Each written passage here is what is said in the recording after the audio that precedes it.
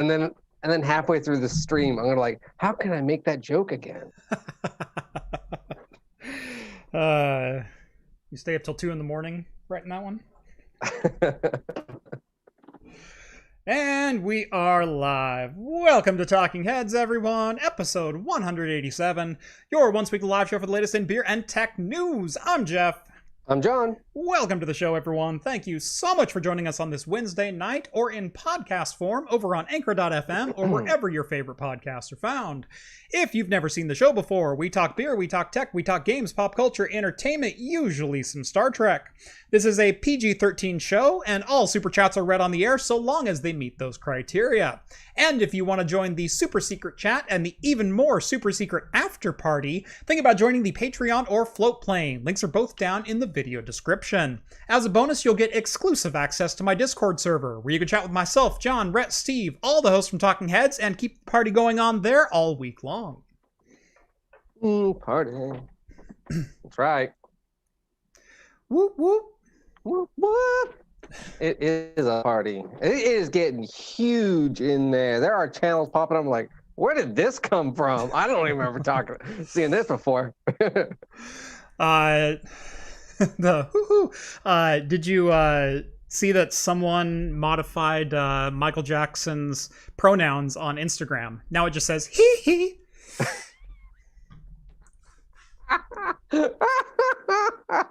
That makes me happier than it should. Better joke than you started with. Fine. Oh, welcome everyone to the related. show. Yeah. How's it going, John? Seeing as how you haven't been on the show for like a month. I know.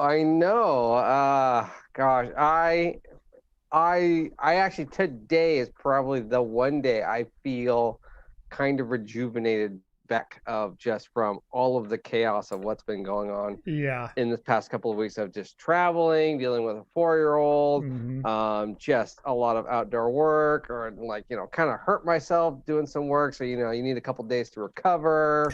And Right. It was just like, oh, I'm tired. Or like the wife wants you to hang this up for me. So you spend all Saturday doing the man list. Doing the honeydew chores. Yeah, the honeydew chores.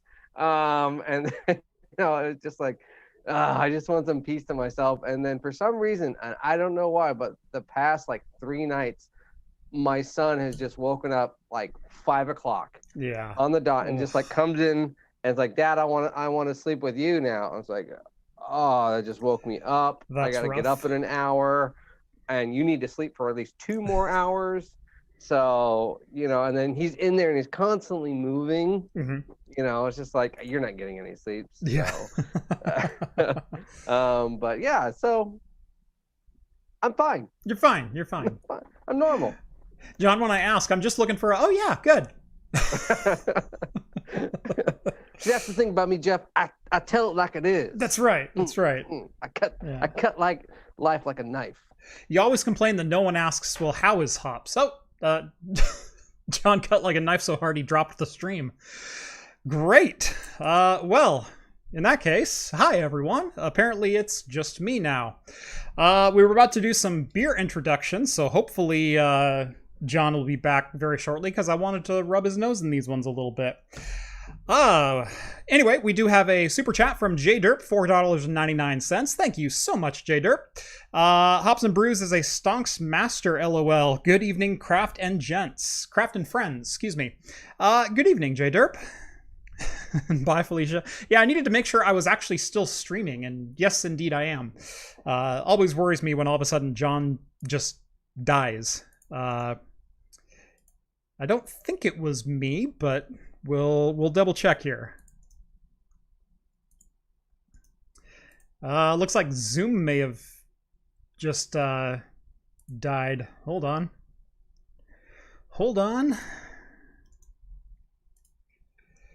We'll get John back.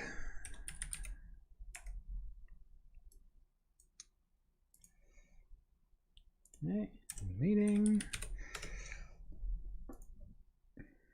John, are you there? Hello.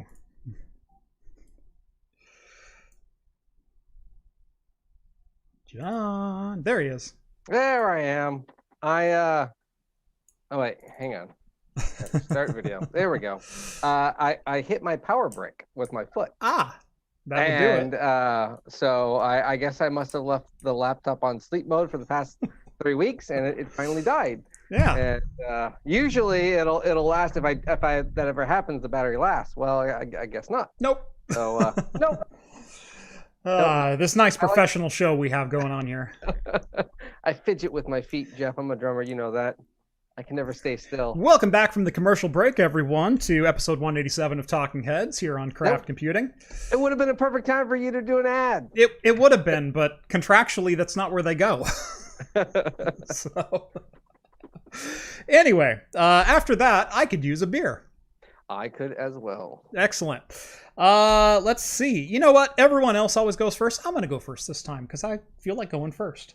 That sounds great. And while Jeff is going, go ahead and give us a shout out. What are you guys drinking in the chats? It doesn't have to be alcoholic, non-alcoholic, anything at all. It can even be water, tea, coffee, whatever. Let us know. Anything is welcome here. And yeah, we'll give some early show shout outs. So we all love Anchorage. It's one of our favorite breweries. Me times 2 this week. Oh, so, very nice. First up, we have a Nervous, and this is an 8.4% double dry hopped with Cashmere and Strata hops, which sounds excellent. This one I am definitely looking forward to. This is the Self-Destruct Double IPA. Yes, I've had that. Also clocking in at 8.4%, dry hopped 4 times. Oh, yeah. Nice. So if you want a hop bomb, there it is. I be careful. You know, with those, you might get that little acidic burn.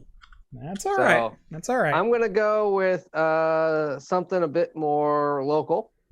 I'm gonna go with one of our staple favorites, Fort George. Oh, good old 3-way. Yeah. Good old 3-way. The brand new one just came out. So nice. Fort George does a once-a-year collaboration with 2 other breweries, and so this is Moonraker Brewing and Virtual. The logo is so tiny I can't read. Vertal Brewing. So, anyways, coming in at 7.3%. It is a hazy IPA. Nice. So, very cool. Varietal Brewing. Varietal. Yeah, thank you. Moonraker Brewing, Varietal Beer Company. Those are the 2 this year. They've also done previous collaborations with Georgetown, Melvin, and Barley Browns. Oh yeah, they've done a lot. They did a 3-way, or I think a Great Notion 2 last year or something. Yeah, like that. Yeah. Last year's was Great Notion. That's right. Yeah. But yeah, I mean the font is you probably can't. I mean the camera. Never. I'm not even gonna try. But it is tiny. So, but what I do love is all the 3-way logos are usually recently now all music related. Yeah. So they do some kind of, there it is. Yep. So I gotcha. There we go. There we go. We're back to that professional show thing. At least we can pretend.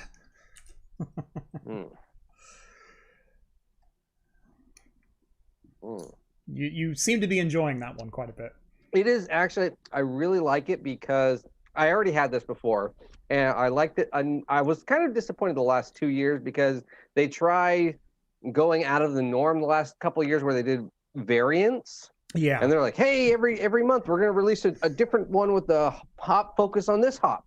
And so I was like, these are all hit and misses. And then 2 years ago, the yeast strain got infected. So everything was bad. So this year it's kind of like back to basics, and it's a very nice hazy IPA. It's a little oaty, but it doesn't have that big hop burn to it, and it's actually really cheap. I got them for about $3 a can. That ain't bad. And so I went and got a 4-pack, and so I was like, this is good stuff.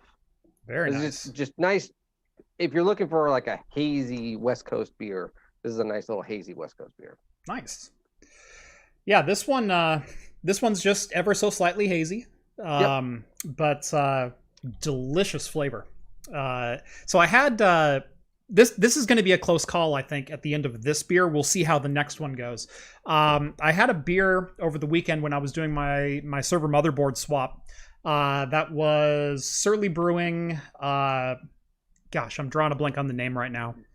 On the specific brew that I had. But I said at the end of that video, that is my all-time favorite hazy IPA.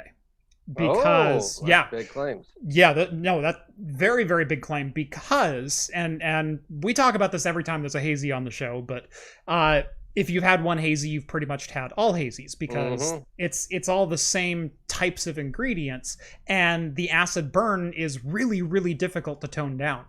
Dumpster Fire, the 2020 Dumpster Fire. Oh, okay. I was gonna say, was it Furious? But yeah, they toned it down so much that all of a sudden all those other flavors that are present and you get in those first 2 to 3 ounces, those flavors were present throughout. And while the acid was kind of there, it was more just like this citrusy, like biting into a lemon, not sucking on an atomic warhead for 6 hours. Like it's the difference in intensity of that acid. Oh, so you had Dumpster Fire 2020. Yeah. It's a smoked beer. It's a smoked IPA. It said hazy on it. No, 2017. There's a 2017 variant. Oh, okay. That's the smoked IPA. No, this one was simply a hazy. Okay. I see it right here. The first one was named for an actual dumpster fire, and so they made it taste like a dumpster fire. They did smoking to it, but that beer was fantastic. And if the haze hangs back on this one like it is so far, this is going to be up there with that, because it's that thick, almost like pie berry kind of thickness and fruit flavor to it. Yeah. With just a little bit of that citrus hanging out on top. It's not like, ooh, I can taste like these really rich flavors in there, and then just like I'm sucking on a warhead for however long. God, yeah, and eventually the warhead wins out. That Dumpster Fire and then this one, they're trending the other direction. So I know.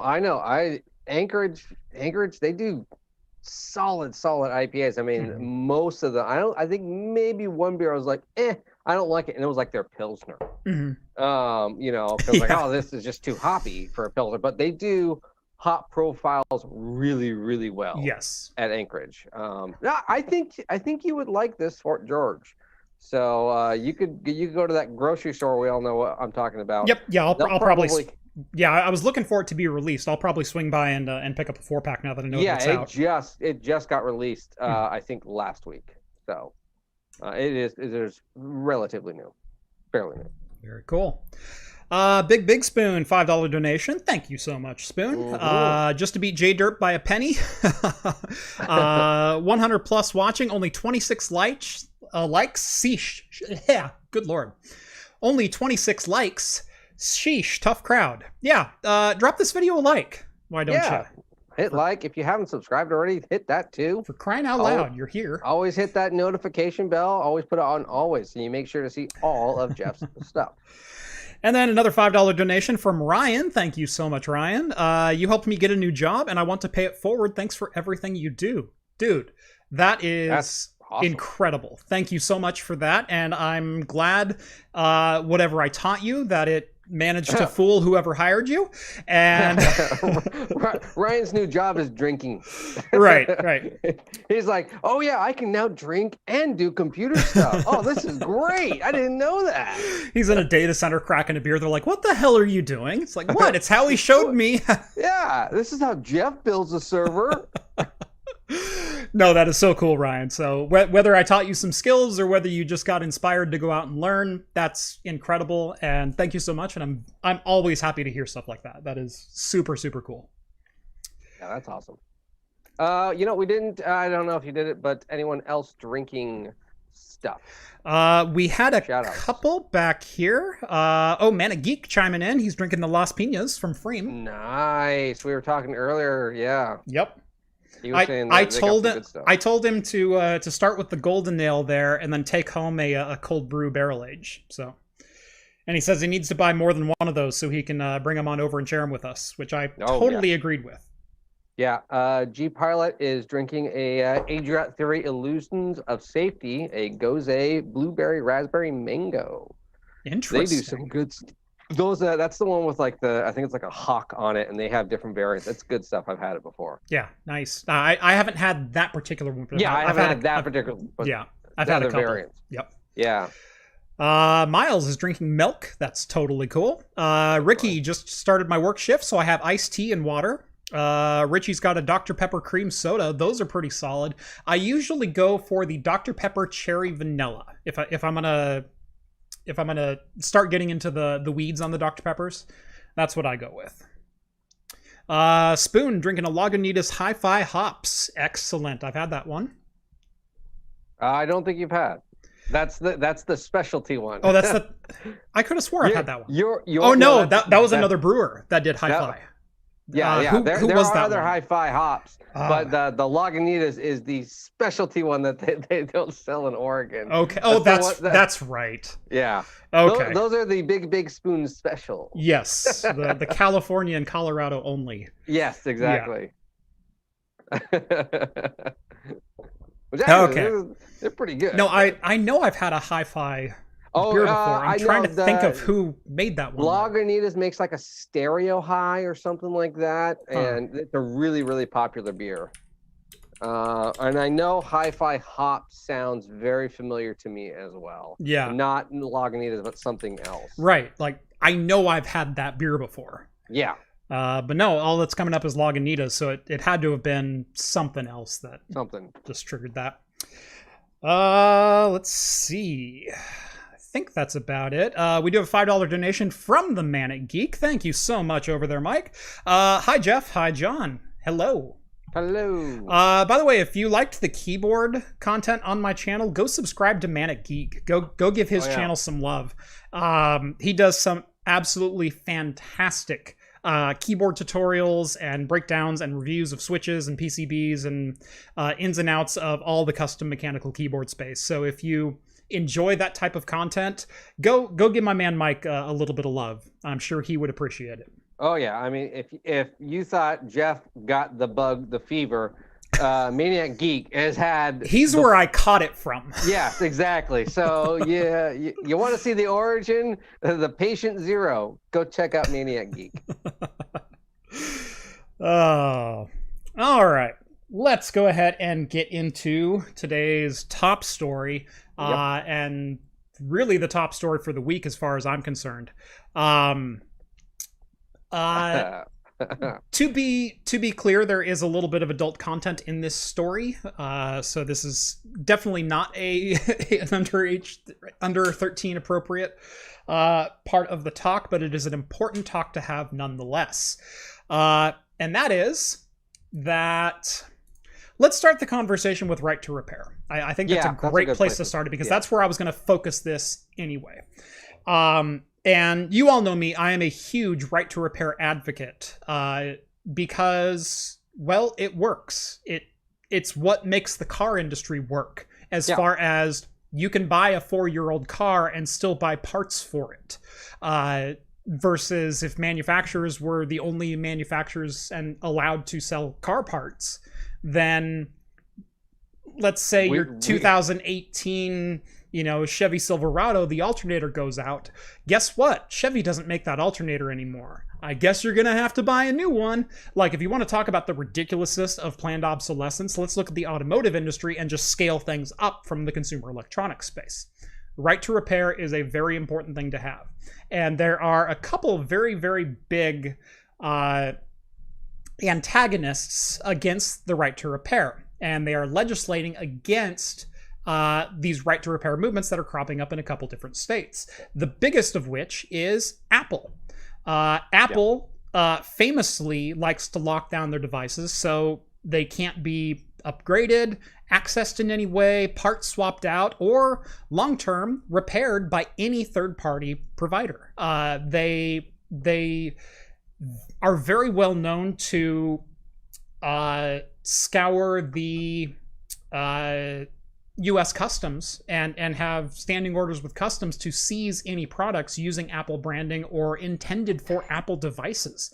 So if you get in remanufactured or refurbished touchscreens, they will seize those as being inauthentic. Even if they're Apple parts, they'll say, no, we didn't send those. Yep. And batteries and PCBs happens all the time. Apple wants the repair market because they don't want to repair your devices, and they certainly don't want you repairing your devices and saving money. They either want to make $1,000 to replace a screen on a $1,300 iPhone, which if you think that's excessive, guess what? For the iPhone X, when it came out, they charged $700 to replace the screen on a $1,000 phone. Yeah, that's why they want that market. Your standard iPhone 6, which was a great phone, could theoretically still be totally fine and acceptable in today's standards. They don't want that. No. They want you to have this year's model or last year's model. Right. That's it. Right. So Apple is a very big protractor from the right to repair movement. One of their biggest arguments against the right to repair is focusing on third-party repair shops, that is non-Apple certified, non-OEM certified, selling non-OEM parts to end consumers, saying like, well, you can get the Apple battery for $300, but we have one that'll work for $20. Now, careful, it's literally a bomb. Don't go into that story. I had to throw the reference out there just so people would get it. But I went into the Apple store. No, I'm kidding. So their argument is for like consumer safety. Is like, we don't want some consumer, a lifelong Apple customer to walk into some shady repair shop and have them, glue a couple of double A's to the back of an iPhone and then blame Apple because of it. It's like, well, no one's that stupid. Well, a couple of people are that stupid, but society as a whole is not that stupid. Well, yeah, I know. Yeah. They think their checks and balances are better than the other guy's checks and balances. The other argument that they use, and this is one of their staple arguments, is, well, if you send an iPhone into an Apple certified repair center with Apple staff or Apple certified contractors under Apple guidance and provisioning and everything else, data privacy will never become a question. The integrity of a customer's data is first and foremost in the minds of all Apple personnel, and no one would ever step out of the rank and file and do something as dastardly as, leak 10 pictures of a woman in various states of undress and then quickly follow that by a sex video. Oh, and by posting that to her personal Facebook page while you were in possession of the iPhone. Apple personnel would never do... Wait. Oh. I'm sorry. This just in. That's exactly what happened in 2016 at Pegatron, which is the official repair facility for the United States, contracted by Apple. Yeah. This is, and kind of like you were saying, it's not even just that they did it in a malicious way too. Yes. No, this is a disgusting violation of privacy. And this was on Apple's watch. I mean, let's not mince words here. This is a serious violation of privacy, because regardless of what Apple's internal policies are, if your employees still have access to the data, that's a problem. And secondly, where were the checks and balances internally inside that facility to make sure something like that doesn't happen? Or that an employee cannot transfer data from a customer device to their own device? Because that would be pretty terrible as well. Like, say an Apple repair employee texting themselves lewd photos from a customer. Oh, wait, that happened in 2015. Yeah. Exactly. I mean, who's to sit there and say there's not some backup device that they all have that just, I'm just going to back it up onto this thumb drive and take it home with me. And now I have this private collection that I will then sell or whatever, do anything that is not going to be publicized or publicly known. similar to how these were. And this is a very horrible, disgusting thing. Right. But also it's like, how stupid are these people, and how stupid is the company for letting something so easily slip through the cracks? Right. I mean, for Apple is, we hide or put them at like a gold standard. You know, there are two companies, Apple, Microsoft.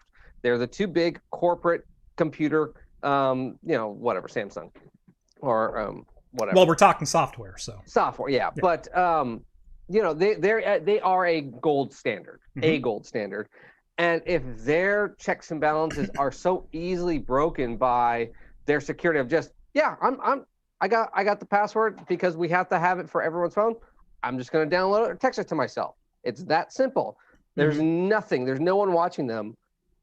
What more is there that isn't leaked, that isn't known to us? Right. That they tell us that we screen all of our employees. I don't know.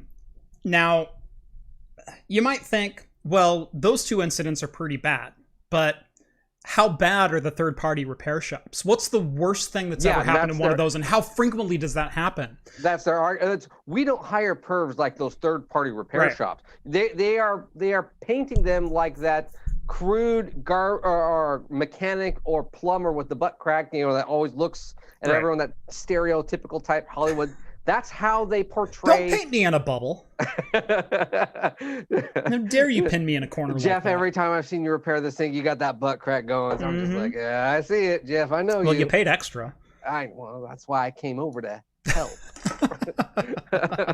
Oh, dang it, John! We need to move this desk again. No, click. Oh, look, I posted rude photos of Jeff. This is craft computing, everyone. Or should I say crack computing? Crack computing. There's the name for the second channel. That's the OnlyFans channel. Anyway, so these leaks were, and I hate to call them leaks because they're not just leaks. It was a felony. Both of these were. It was, you know, illegal access to computer systems and wire tampering and all kinds of different levels of fraud and criminal activity that happened on there. But you might go, well, these are the ones that we caught because they were at Apple. But what about like the third-party repair shops? Surely that happens on like a daily basis, right? Yeah, they're pervs. The only story that I could find in the last 2 days trying to research this was this story from 2013, in which a lady took her phone to a local repair shop. The local repair shop then solicited photos to internal staff while the phone was in their custody. Yeah. And this was an iPhone, and this was an Apple knockoff store. I'm sure you've seen various stores like this around the country that are Apple designed, where it's like, oh yeah, it's the wood floor and the white pillars and everything's in a white box, and customers all wear the polos with the, you know, cute logos on them and whatnot. Yeah, we call everyone geeks here. Yeah, but but it's not actually an Apple store. Yeah, it happened at one of those. Yeah. Yeah, that's the worst. And to be fair, that is a pretty disgusting violation of privacy as well. Yeah. It's not nearly as disgusting as what the other two incidents at Apple were, but it just goes to prove there's no difference between the security of a third-party repair shop and an Apple certified contractor who is literally the U.S. contracted employer for repairing iDevices nationwide. It just... This is why... Well, yeah, I mean... At worst case scenario, we're sitting there saying, as far as the evidence that you've been able to dug up, it's 2-1. So technically, I Oh, mean, and by the way, the last one that happened independently was 8 years ago. Yeah. So, and the, yeah, and the reason the original article came up because the suit just finally went public and finally got settled. By the way, that original lawsuit was local here. It was that was a local University here. of Oregon student. Yeah. Yeah. So, but yeah, this incident occurred back in 2016, and yeah, the court filings have just recently gone public. Now the contents of them are still sealed, but we do know that what the plaintiff of the lawsuit claimed, and that it was settled out of court for an undisclosed amount with the plaintiff under an NDA. So we don't know the final payout, but her lawyers were asking for $5 million, and I think that's too low. Yeah, no, I mean, well, no, I think it was the lawyers asked for at least $5 million in their own personal fees, and it was the undisclosed of what she got, but they said within the millions. Yeah, and yeah, so which is nothing to Apple. It's not even a slap on the wrist. That's a rounding error for the average Tuesday. Yeah, so yeah, you could have done more, but I'm curious if she still uses Apple or did she go to Droid? It's a great question. Yeah. But it irritates me to no end, the hypocrisy of Apple's argument that, well, you can trust us. Trust me. It's the, we are above wrongdoing. Our employees are 100% bought in and rank and file, and we are men of authority, or we are, bound to the corporation and everything. It's like, a creep is still a creep. And what makes the difference between you being a rank and file corporation and everyone else is your security policies and your internal auditing and internal checks and balances to make sure crap like this can't happen. And do you know why it happened to you and it doesn't happen to third parties? It's because the employee had no buy-in to Apple. It was a job. Or Pegatron in this case, had no buy-in to what it's like. He's showing up to work. That's assuming it's a he. I have no idea who it is. But that person is just showing up to work. They don't bleed Apple rainbow colors when you cut them. And do you know why it does matter to independent third-party repair shops? Because they are independent third-party repair shops, and their integrity is everything. Oh, yeah, exactly. Everything. I mean, when it's been fought this hard, they have to be 200% better than Apple. Apple just has to sit there and say, I'm Apple. And they don't care. Well, I'm Apple. Let's ship it off to someone else. I don't care. Right. Who cares what they do? I'm Apple. You can trust us. All the independent people, they have to be at the top of their game, check everything. They're probably there 12 hours a day, making sure all of their other employees, if they even have other employees, because a lot of times it's just one guy, maybe two at the most. Yeah, sometimes it's just one guy in the back with a soldering iron. Like, that's what some repair shops are, is literally one guy who handles everything. Louis Rossmann is the exception, not the rule, as far as repair shops with, multiple on board or board level repair diagnostic capabilities. That profession doesn't exist anymore. It used to exist plentifully with TV repair shops and small electronics repair shops. If your VCR ate a tape, you could take it somewhere, and there was one guy in the back who had every type of special screw and knew the ins and outs of every RCA and Philips and Panasonic VCR that had ever come through his shop. Had vacuum tubes in the back just in case. Like, those shops don't exist anymore. But the shops that have spare parts from every phone that you could ever want laying in the back, not laying in the back, but organized in the back, you bet they exist today. But it's usually one, maybe two guys on staff. Yeah, no, exactly. And so the guy that owns it, if there is someone on staff, they are on their game on policy all the time. they're probably monitoring each other, and this is what happens when you have the phone. This is because a lot of times when you get these phones, the reason this happens is you say a screen crack. You have to give a lot of times your password away so they can test the scrolling option and clickability. And that's how they get access to it. You might be thinking, oh, I lock my phone all the time. No, you go to these third-party places, and even the big places. That's what happened, is you have to give them passcodes. And that's how they get access, because they have to test all the different ins and outs. Yep. And independent places, they are on ball with it. There's checks and balances up the wazoo. And because they can't afford to even be sued. Right. Or if there's not checks and balances up the wazoo, it's because it's one guy and he ain't leaking anything. Yeah, I get it. And that was kind of my point there, was there's no one to leak it to. Like, yeah, yeah, exactly. And it's a personal place. And like, you can go there, and if it's a felon like that, something similar to these, you can go have him easily arrested, and he's screwed for the rest of his life. Yeah. He can't afford to do that. And that's why it more likely will not happen. You're probably more likely to get hit by lightning than this happening in that third, like, what was it, 2013? Look at any other article other than that one. Try to find one even further back. Yeah. Yeah, this was the only publicized instance that I could find that was not speaking of the last two Apple incidents that occurred in 2015 and 2016. And who knows, there might be some even more recently than that.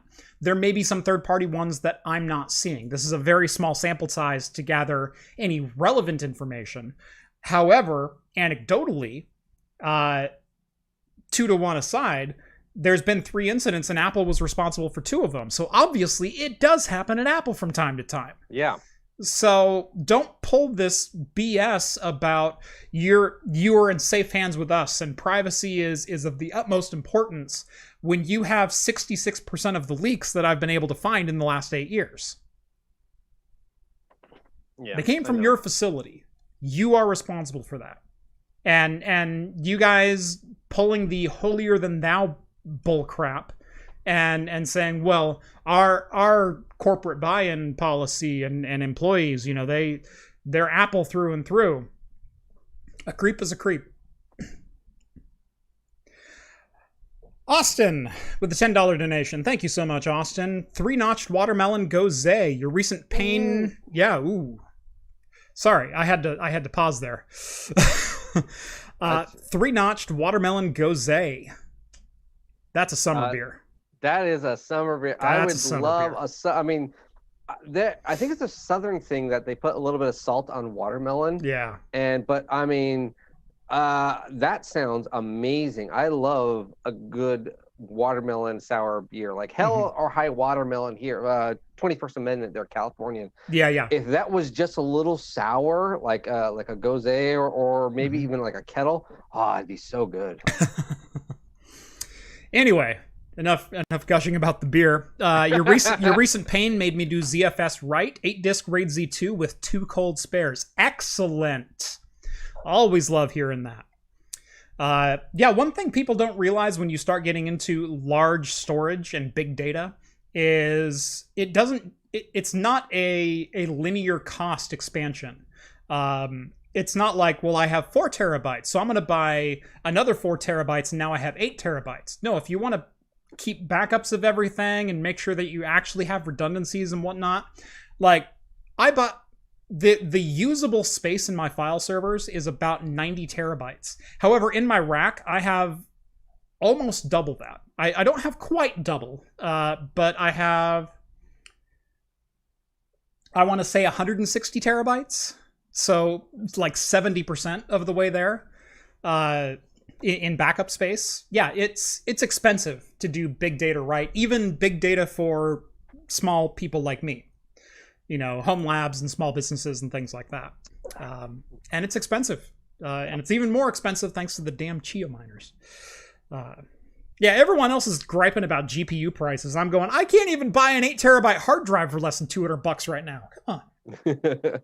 I remember 2 years ago, man, 2019 is like, I think we treated that a little too hard. It's looking pretty good right now to me.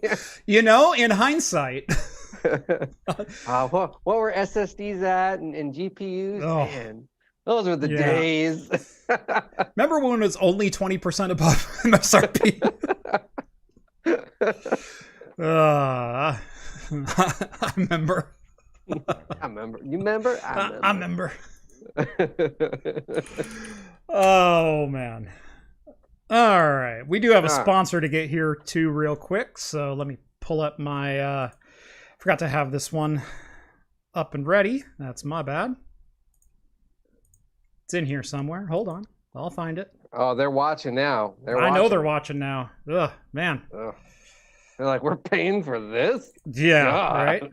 You knew what this was. I'm gonna both of you did. I know both of you. All right. There we go.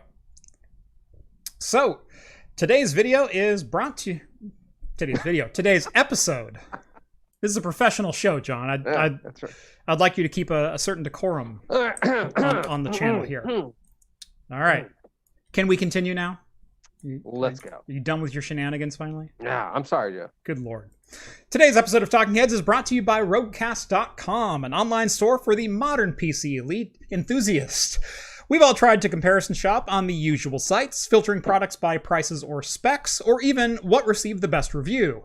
But all too often the specs don't match your filter, half the reviews are fake, and the components you need are out of stock anyway. Roguecast is introducing an all-new way to buy hardware. Gone are the tacky and over-the-top company promotional videos backed with dubstep music. Instead, you'll find dedicated product reviews from reviewers you know and trust, like yours truly, with actual information about the products you want. Are you looking for a graphics card right now? Make sure to follow Real Roguecast on Twitter and get stock alerts so you can finally complete that build of yours. Visit Roguecast.com today and get the PC parts you need backed by honest reviews at a price you can afford. Again, that's Roguecast.com, and thanks to them for sponsoring today's episode. Is that professional enough? It's better. Okay. I don't think you probably didn't see my little window, did you? I didn't see your window. Oh, okay. You'll see it in playback. Then you'll be like, yeah, you're never going to be on the episode again. John, you understand you guys are getting paid now, right? I haven't seen a dime yet. It's because you haven't been on since we had started doing it. I know. But I also expect the quality of beer to jump up dramatically from you. No more of the zero cal and NA stuff. I mean, I will drink quality stuff. I can't say what I'm going to have offer to you. Yeah. I mean, like, here's crap, but I'm going to have this fantastic beers. So, yeah. I don't open crap unless you do. So I just want it known. The only time Jeff ever drinks crap is because I have to pour it for him. Like, here you go, try this. Mm-hmm. Here, Natty Ice Fruit Punch. It's coming. It's coming. I'm telling you. People have been waiting a year, and it's going to be probably coming this summer, maybe sometime before the end of the year. It's going to be a video. There's going to be a video, guys, and you're going to need to subscribe to one of our channels because we don't know where it's going to be at. So make sure to do that. or it might be. Christopher says, you guys are getting paid? It might be on a super secret third channel that might be coming out. Yeah. You never know. Could be a third channel coming out. Second channel. Well, yeah. Second for me. Second for you. How long until the second channel surpasses your subscriber count? A month. You give it that long? Yep. I think 2 days. Probably 2 weeks. Tell you what. No, Tell you Okay. what. If it is over 2 days, if in the 48 hours, and I'll give it exactly 48 hours. In the 48 hours, name a beer that you want that's less than $50. That's less than $50. Yeah. And I did that just to eliminate Utopia. Yeah. Does it have to be a single beer? Can it be $50 worth of beer? No. Tell you what. Name a spirit that you want. Let's do that. Like let's make it like $100 bottle of scotch or something. Yeah. Okay. That's fine. Okay. Yeah. $100 bottle of scotch. There we go. That'll work. Or like, give me one of those big.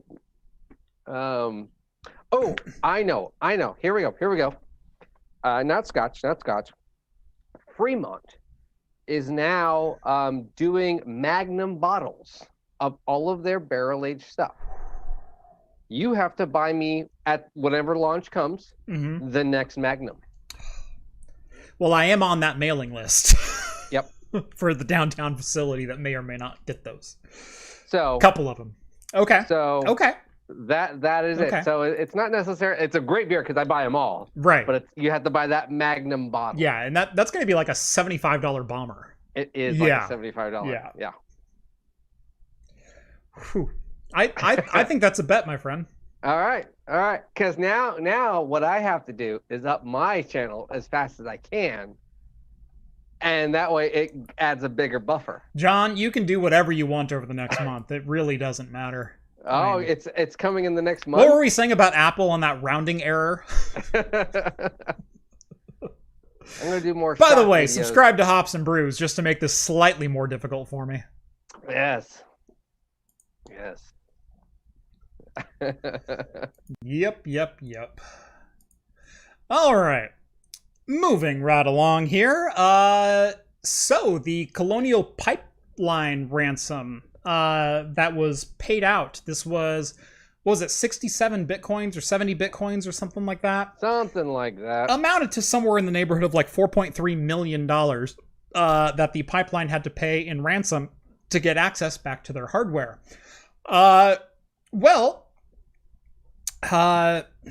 This is not legal advice or financial advice, and any inferences or recommendations made by either Hops and Brews or Craft Computing are 100% fallible and should We're not financial advisors. We're not financial advisors.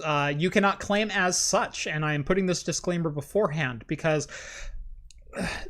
And by the way, if you get into like a criminal defense situation, I'm not your legal counsel either. Like this is going to cross multiple facets. Just in this one statement. If you're going to accept Bitcoin for ransom money, make sure to wash it when you're done. Yeah. So the situation is that the Department of Justice has recovered nearly 85% of the Colonial Pipeline ransom because they transferred it to two different wallets and then tried to withdraw it, and they raided that home that basically tried to open, accepted the money and held it on a wallet, seized their hard drive, and took the bitcoins back. Yep, basically. So it was it was 75 bitcoins, like you were saying, and they got 63.7 back. Yep. Out of all of this, I forget what company or agencies claimed for the hack. Yeah. The dark side or whatever. I loved the fact that I think Rhett said this the other. We didn't mean to cause an issue. It's like, what do you think was gonna happen? Right. You hacked the largest pipeline. Yeah. in East United States. Right. And it's not that they hacked it. Let's be real. It's someone clicked on an email attachment or visited a nefarious link or opened PDF PDF or whatever the hell. Download this to open the PDF. Yeah, PDF.exe because Jan needs these invoices by Monday, damn it.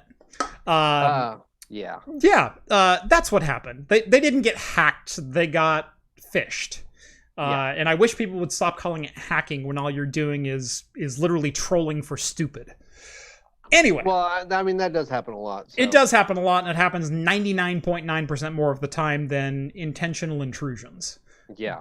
I mean, these are not... Now, there is targeted phishing or spear phishing, and that is part of the whole paradigm with all of this. But let's not pretend that it was all like, swordfish kind of crap.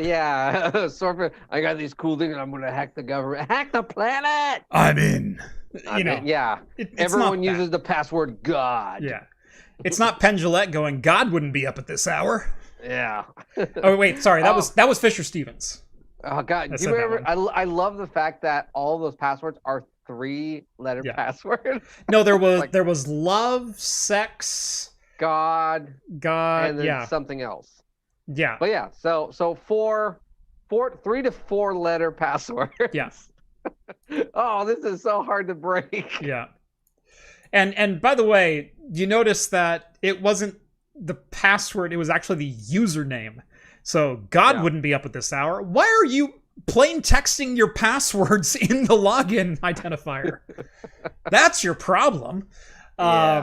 Anyway, so this is the actual transaction that they traced from wallet to wallet. And you can see a 63 Bitcoin transaction took place from the original account that the ransomware was through, and it only passed to one other account, and it was the identical amount. And then they just went, "We'll take our money back, please. Thank you." Yeah, essentially right now I went and looked up the value of the remaining Bitcoin, and so out of all of this, they got $500,000, just under $500,000 as of right now, or earlier this evening. I think it could dip, or I don't know. That's not a whole lot for. Right. Go buy a laundromat or a bar or some kind of cash first business that. Again, this is not legal advice. This is not financial advice, and I am certainly not your attorney at large. And this is not fishing advice. Yeah, it's also not fishing advice. But this one was so incredibly stupid from the criminal level that I really had to point it out and make fun of it.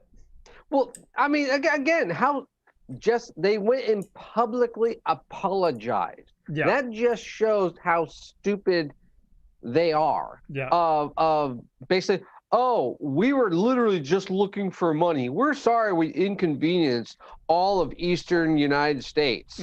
Oh, so our bad, but please still give us money. Yeah. You know, I mean, that's literally what? You're gonna publicly state that? How stupid are you? Actually, interesting thing though. I read an article today. I didn't get time to give it to you. So the president of the pipeline, he had to testify today, and one of the things that he stated, or someone asked him, why didn't, and I'm going to paraphrase here, why didn't you guys just manually open the pipelines? You know, because there's still some levers and everything else. Basically, he said, everyone's dead or too old or retired to manually that knows how to do it. Right. That's how automated things are now, but they haven't technically upgraded or trained anyone. It's like, what? How stupid is your company? It's just, that's literally like saying, I don't know how to turn the water off when your plumbing explodes in your house. I don't know. Siri always does it for me. There are security experts out there that still kind of know how to do all this. But oftentimes, even security experts are... So let's say your red team attacks. They're going after the low-hanging fruit. They're going after the things that you are going to be exploited for. Whether it's unpatched systems, whether it's non-hashed passwords, whether it's...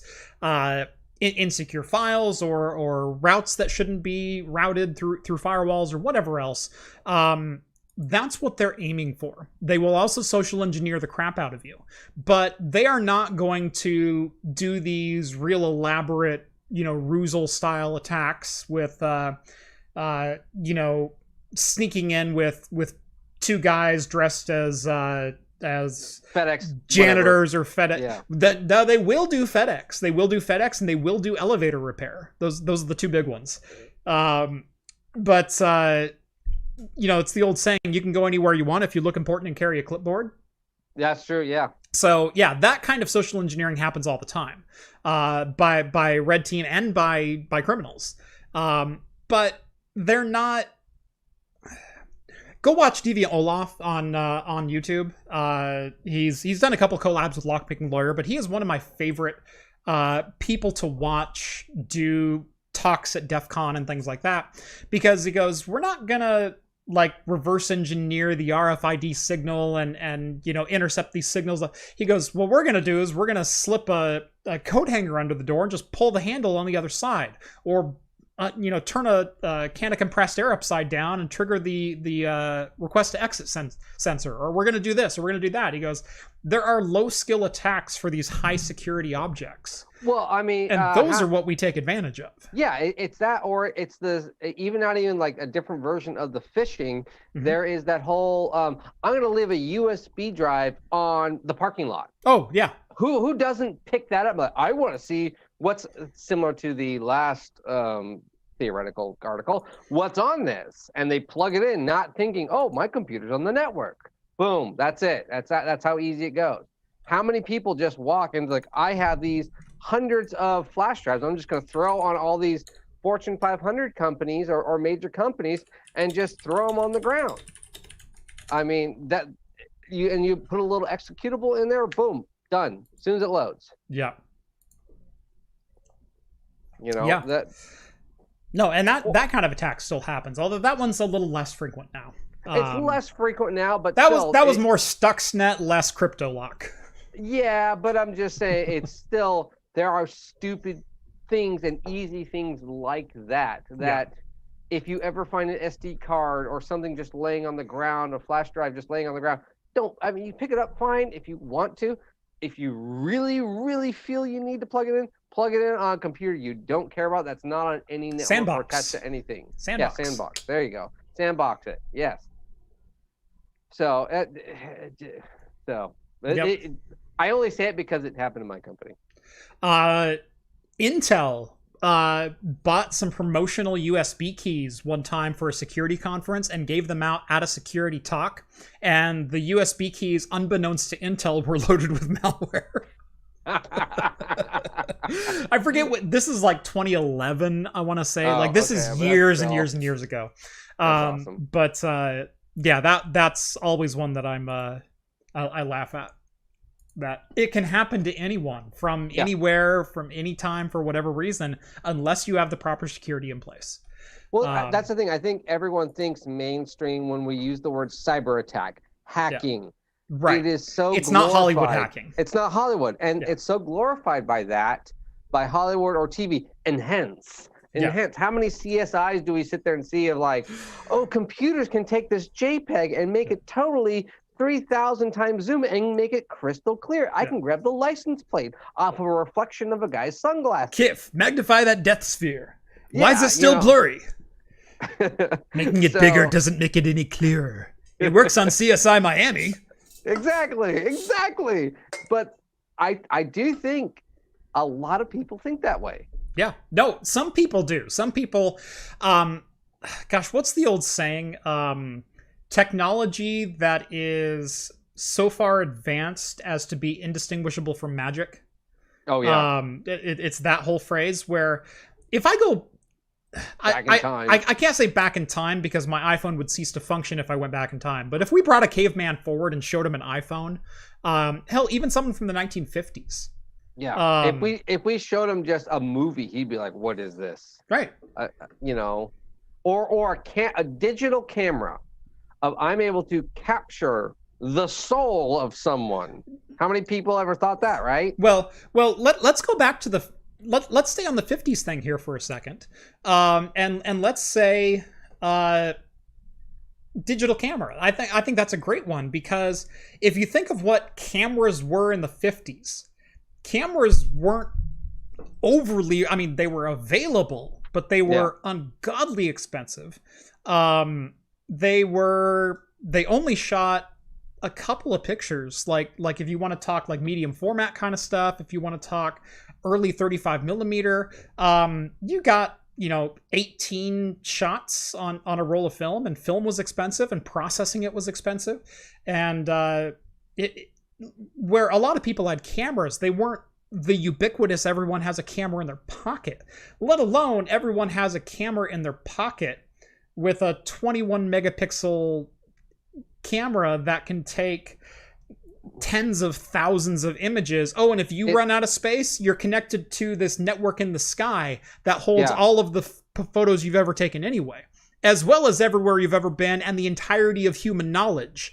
If you want to carry that 1950s argument forward, technology is indistinguishable from magic if it's advanced enough. And we don't have to go back that far. No.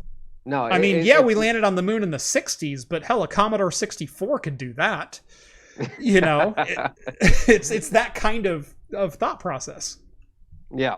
No, it is insane to think how far tech has come. But at the same time, I really like thinking that because it shows me just, man, 20 years from now, what are we going to have? And it's so weird to sit there and think because you or I, you know, all four of us are pretty familiar within the tech world and have followed it because it's always been a part of our lives. Right.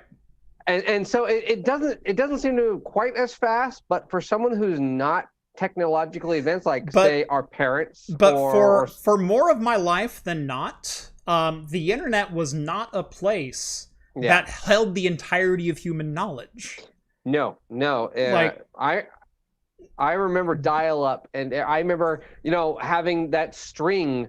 And my mom picked up the phone and my internet would crash. I remember in high school still getting encyclopedias because there was information that was not available online. Yeah, no. I remember in high school I was not allowed to source any website as in reports as a credible source because anyone can post anything. Yeah, that's how I grew up in high school. Of like, nope, you can't do that. That's Google not wasn't source. A thing yet. Yeah, like. Right? Yeah. I searched Alta Vista. I did too. Right. So yeah, which is also my contention with the phrase, you know, millennials and everything else. Is like, yeah, no, I fight that dating reference. So do I. Because like, you don't know what it's like before the internet. I was pretty much graduated from high school before the internet was the internet. Yeah, no, yeah. We were still in the midst of the .com bomb where the internet almost died.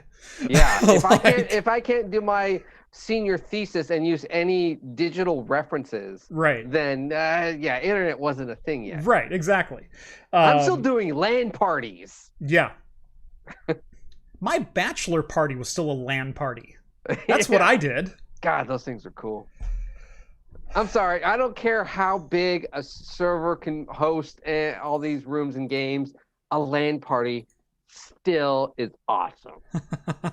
In person, everyone there, and you get to yell and smack, you know, like just berate that person in person. Fully agree. Yeah, I did it. And then you got that pizza, Mountain Dew, some Coke. Oh, it was great times. Yes. All right, we do have a couple more super chats to get here. I totally kind of drowned those out. Let's see here. Sorry, I got to go back a couple here. Going back to talk about the creepers, Chris hit us up with a $5 donation. Thank you very much, Chris. Creepers are going to work everywhere. Apple will have them just like third parties. The issue is Apple claims that it's only third parties doing this. And that's kind of the point that I was trying to drive home is I'm not saying that, you know, third parties are, you know, lock and file and rank and lockstep. And no, I'm saying that it's just as likely as at a third party as it is at Apple. It's that Apple's not immune to this leakage of personal data and trying to hold themselves at a holier than thou when they're literally fighting the freedom of being able to repair our own items. That's bull. It's just straight up bull. American Cosworth $5 donation. The after party has already started. Join the Discord here if you like it. Am I missing something? Like, should I be in the after party? I know. I was just like, there's people in the after party. There's a few. So space is going quickly. Join the Floatplane or Patreon now. Yeah. Minimum donation of $1 gets you in and access to the exclusive Discord server where you can chat with myself, John, Rhett, Steve, all the hosts from Talking Heads, and take place in the very exclusive after party. Let's see what else we got. Novella Hub, $5 donation. Thank you, Novella Hub, as well as for the delicious Anchorage brews I'm drinking tonight. Please pray for Jeff Soul when John is live again on Talking Heads. I think that was in reference to potentially either the launch of my second channel and having to buy you the Fremont. Yes. Yes. And then another $5 from Novella. Thank you again, my friend. Has John had the Dragon's Milk Solara yet? I have not. I have not had that one, no. I've had two of the variants. So I've had the Dragon's Milk. I've had the white Dragon's Milk, which I went and I've had the chai. We had no, that's not true. Oh no, we had one more. That's right. We had the chai, and then we had there was a brew fest, Mexican chocolate stout. Yeah. That. Oh, that's right. At the brew fest. Yeah, that was 2017. Yeah, it was a long time ago. But I was like, oh, I remember it because it was really good. That was the best beer at that brew fest. At the brew fest, it was the best beer. Yeah. Yes. Anyway, Novella's thinking about opening that for his second beer tonight. I can't argue against that. I can't, but you know what would be so much cooler is if you just shipped it to me. I mean, that'd be cool. I mean, you're cool now, but you know what would be cooler? Yeah. I think Novella may have already spent all his shipping credits this year. And then Austin sent over a $2 donation with no message attached. So thank you very much for that, Austin. I do appreciate it. All right. And with that, we do have a second sponsor to get to tonight. Prepared after the first one, but no, I'm just as stupid as always.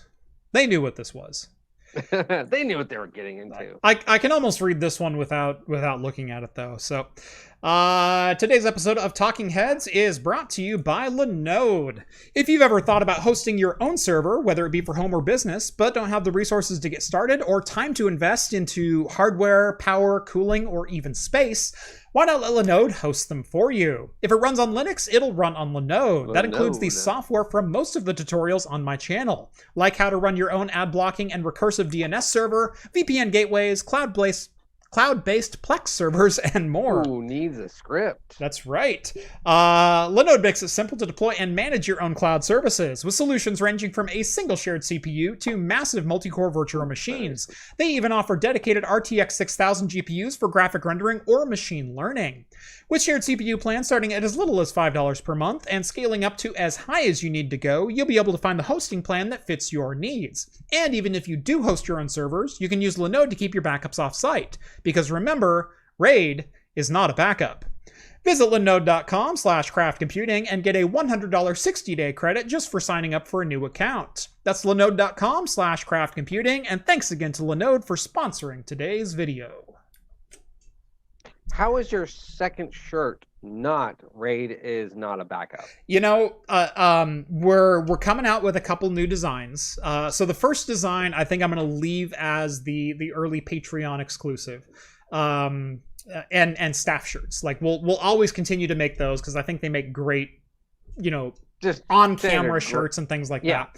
But just the straight up Craft Computing logo, I think I want to keep those ones kind of special. Maybe we'll offer them in different colors and not offer the charcoal again, because again, the charcoal is kind of my background. Limited edition, limited edition color. We'll see. I'm playing around with that. I'm not sure if I want to leave those as exclusive because, good God, those were good shirts. But that was a fun time. But I'm looking at coming out with a cat computing shirt. Right? Rambo? No. See, you need a cat computing bandana. If it's gonna be Rambo, it's gotta be a band, like a tie. Right. We could sell the tie. We could sell buffs. Yeah. I could get cat computing buffs. I think that's the way to go. Rambo.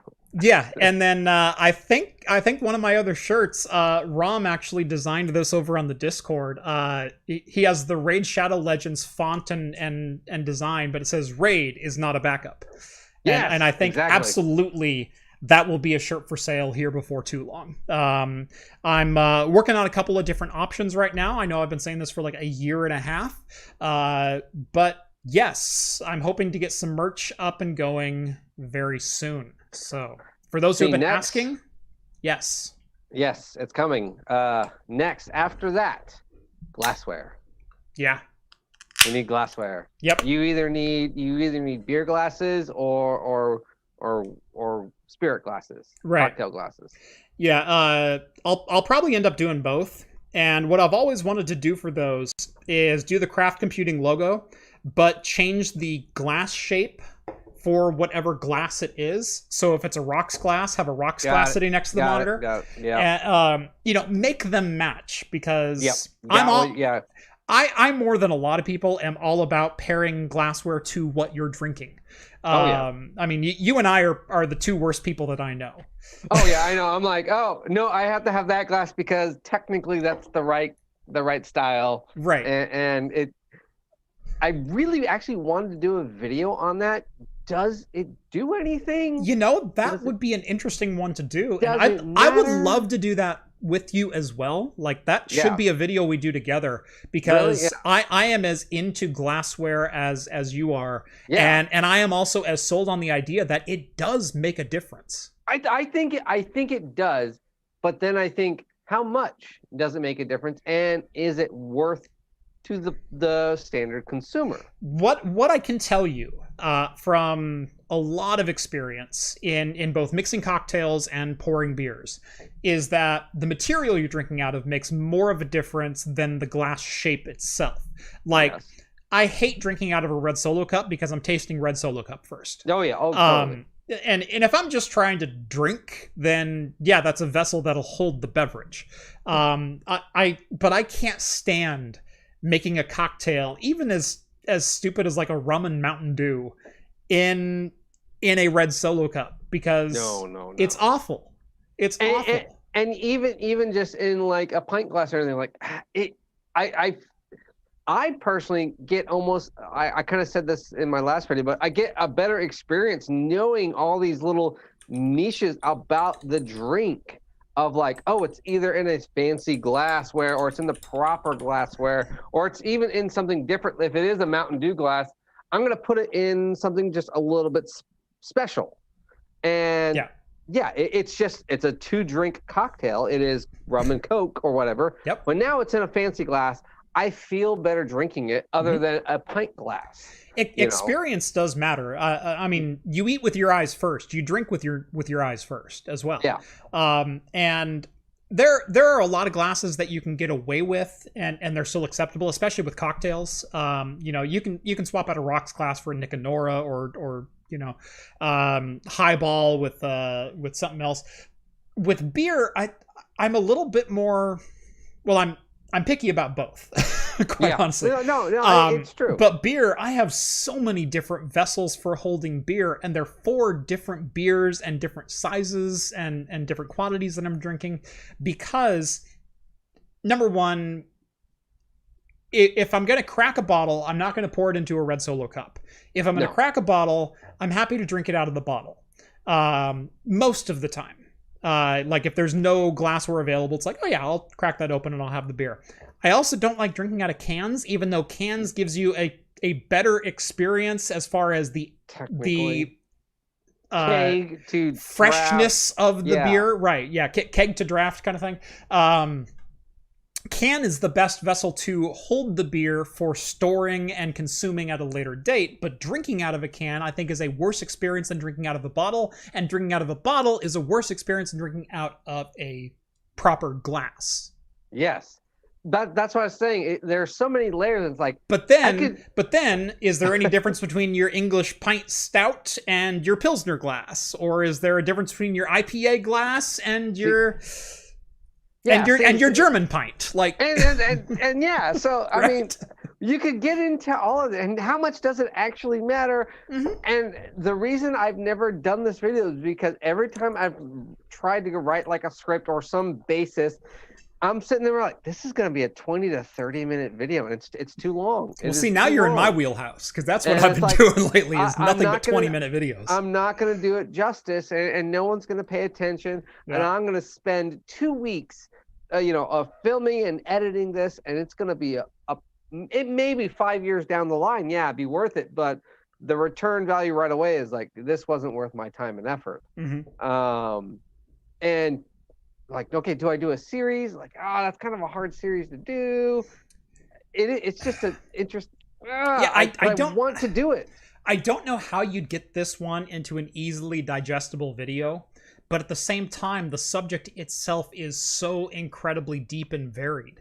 Yeah. Like, what I would do, quite honestly, is maybe do a video on, you can't necessarily, and the problem is these are also going to be really expensive to shoot, because you want to shoot it with a good quality beer, not just, not just like we're testing German beers with a Blue Moon. It's like, no, we're testing German beers with a genuine Vienna lager, and whatnot. I need to go buy it, and it's that I imported for $8. $8. Oh, and by the way, to get the proper experience, the glass has to be filled a certain way, so I can't split half a bottle between a red Solo cup and a bottle and a pint glass. I've got to have all three as their own individual vessels. It's a 6-pack for a shoot by itself, and then you're like, am I going to drink all of that 6-pack that night? And that's just the German lager. Yeah, like exactly. Like let's dive into IPAs. Let's dive into hazies. Let's get into stouts and porters. I know. Pilsners and once you start that series, I'm just like, I want to do that series all the way through. Not like, oh, okay, I'm going to do one, and I'll come back to it 3 weeks from now. We haven't even touched cocktails yet. Exactly. Right. And I think it's a great subject. If anyone has maybe an idea, maybe a hint of an idea, it might be a subject that, like, maybe I'll tackle it on my second channel, because the second channel is going to be for like anything, and so maybe I'll have you over and we can tackle that later on. Yeah, maybe we do a little mini series on that. Yeah, or something. So, did you already open your second? I did. Okay. Yeah, we were taking a little long, so. No. All right. Well, fine then. Jeez. So again, I am having the Anchorage Self-Destruct, 4 times hopped, 4 times dry hopped, 8.4% double IPA. And the can art is absolutely fantastic. It's got that charging wolf coming overhead. Oh yeah. So good. Let's see. All 12 people that watch that will appreciate it. I'm glad he wasn't on for that. Oh, that's fun.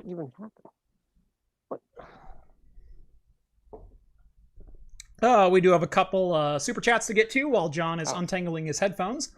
$5 from Austin. ZFS is not a backup. You're absolutely correct, in the same way that RAID is not a backup. Denver 1 sends over $5. Thank you very much, Denver. I was inspired by your troubles to go from one server with ZFS Z3 to 3 of them, one in an off building and third in technically a different state. Oh, so you set up your own 3-2-1 backup system. That's excellent. I love hearing people do that. And I love hearing people that hear of my troubles even just here locally in my house, which, yes, my craft computing data is quite important, and it's the raw data files that I only keep the raw exports, and then I keep most of the important B-roll for products that I will likely be revisiting. But I delete all A-roll and a good chunk of B-roll after about 2 to 3 months of time. But even still, my data file for craft computing is like 18 terabytes of data. And yes, my company would go on, no problem if I lost the data, but it would also make future projects rather difficult, having to recreate some of that B-roll or just going without that B-roll. And honestly, I just don't want to do that. But it is always great when my personal experiences, even here at, lowly craft computing, can inspire someone to properly roll out a multi-site redundant system. So that's awesome. And then Magic Rat, $5 donation. Thank you very much, Magic Rat. I like the rocks glass. Yeah. No, I've got some really, really nice crystal rocks glasses that I love. I have many different rocks glasses. But yeah, I've got a whole collection of different things. I really like these ones. These are a beer pint that is like a wine goblet style. Yeah, I've been digging these lately. Yeah, those are cool. No, what I like the for beer in general. These are the new standard kind of Tech U glasswares. Yep. I've got a pair over here. Yeah, they are kind of the all-in-one, encompassing most styles, most of the IPAs, stouts, bouquets. It has I a would little say any of your moderate to big beers yes, work very well in there. work very well. What I Pilsners, what I lighter beers, different the glass lighter bottle. beers I lose a lot of stuff. Anything under like a 7% IPA, I'm not getting some of that. I need a narrower flute Yes, on it yes. and whatnot. But yeah, for any beer that's any imperial IPA or even mid-range stout and higher, it's kind of the de facto tasting glass for me anymore. Yeah, no, it's a great beer, and it again visually it looks very appealing too. But yeah, for something a bit lighter, I do try to personally I go for other beers, specifically if I know if it's this style. Yeah. But for a lot of my shoots, I use this just because it's a good appealing looking glassware. And it's visually attractive. And Yeah, and again, so. you drink with your eyes first. Yeah. So I went a little bit bigger for my second beer. Yeah, what do you got? And a little bit darker. I see that. So it is Revision's Coconut Pie Face Ooh. Imperial Stout. It is 11.7% cocoa nibs, coconut, and vanilla. I would be lying if I said I wasn't jealous. So I don't know. I've been kind of digging on non-barrel aged stouts right now of something a little bit darker. Who are you? I know, right? I'm just kind of sick and you know what it is. I told my wife I was going to do a different video today, release a different video today, and I was telling her I want to do a rant video because I'm so tired of a lot of different styles. I'm so tired of hazies, and I'm so tired of the jammy sours. Yeah. And I just can't take it because they all taste the same eventually. It is all jammy sours, no matter what. They're all some stupid berry flavored. Now, they're good, great. I don't care. But I'm paying $10 and it all tastes like berry or pineapple or something else. And they all taste the same. And it's just pure sugar.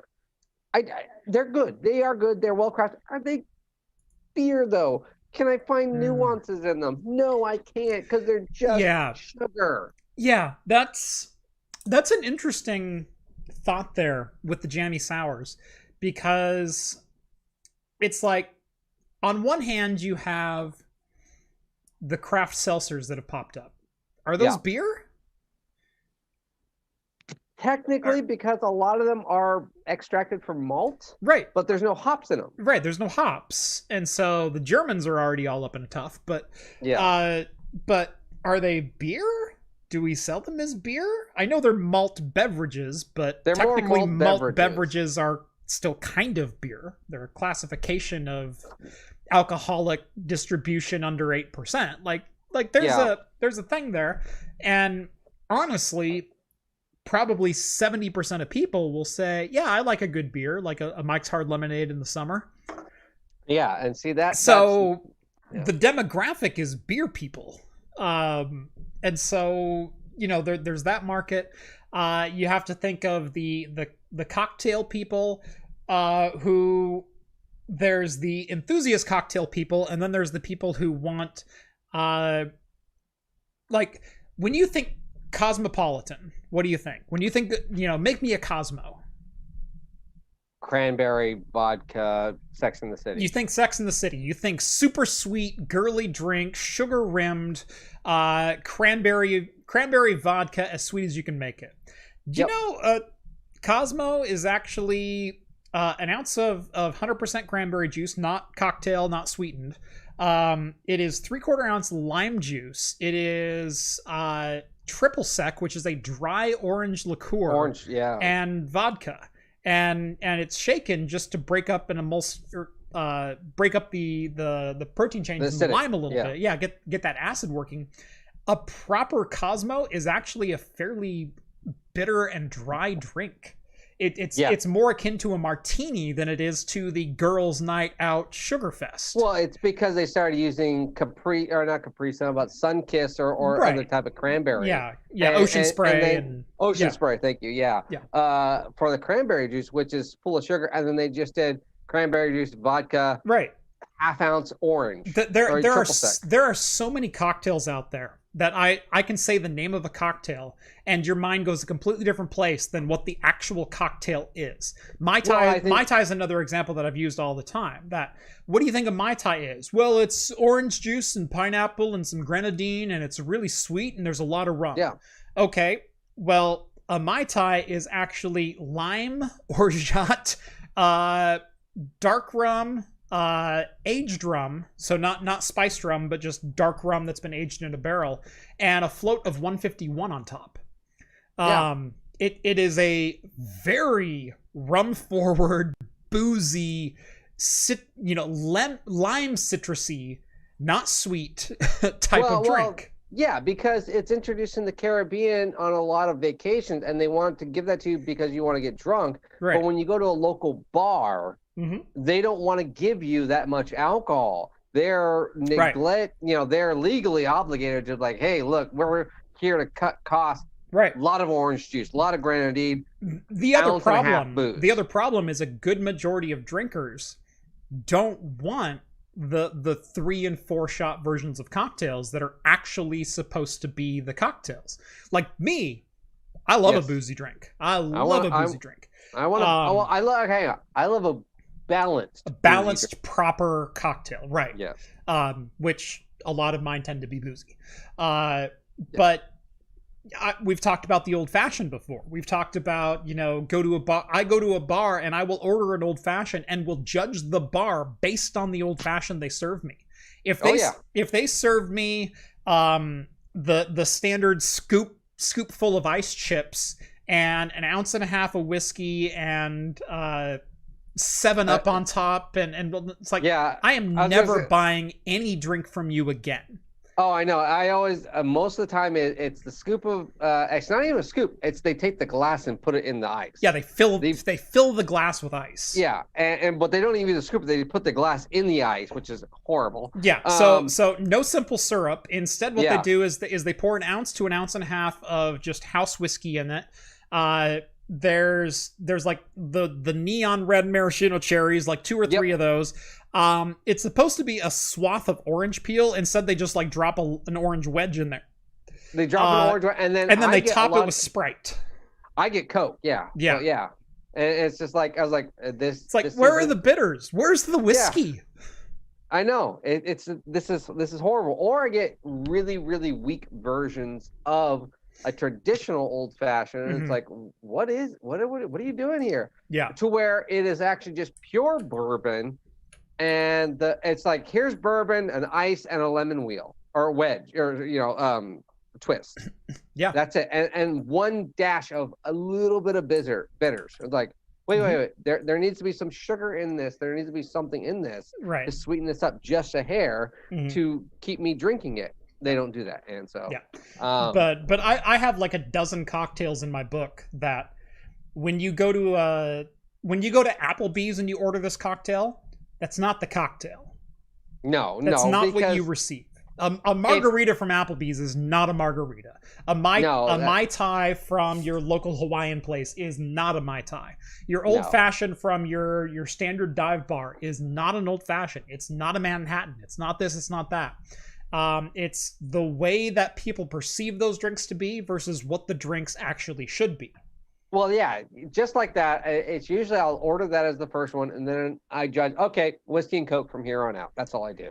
Because, look, if I am looking for a boozy drink, if I say whiskey and Coke, they're going to over-pour me on the whiskey. Yeah. And so now I can just sip on that forever. Yep. And I can say, hey, can you give me a whiskey and Coke? Can I get a cherry?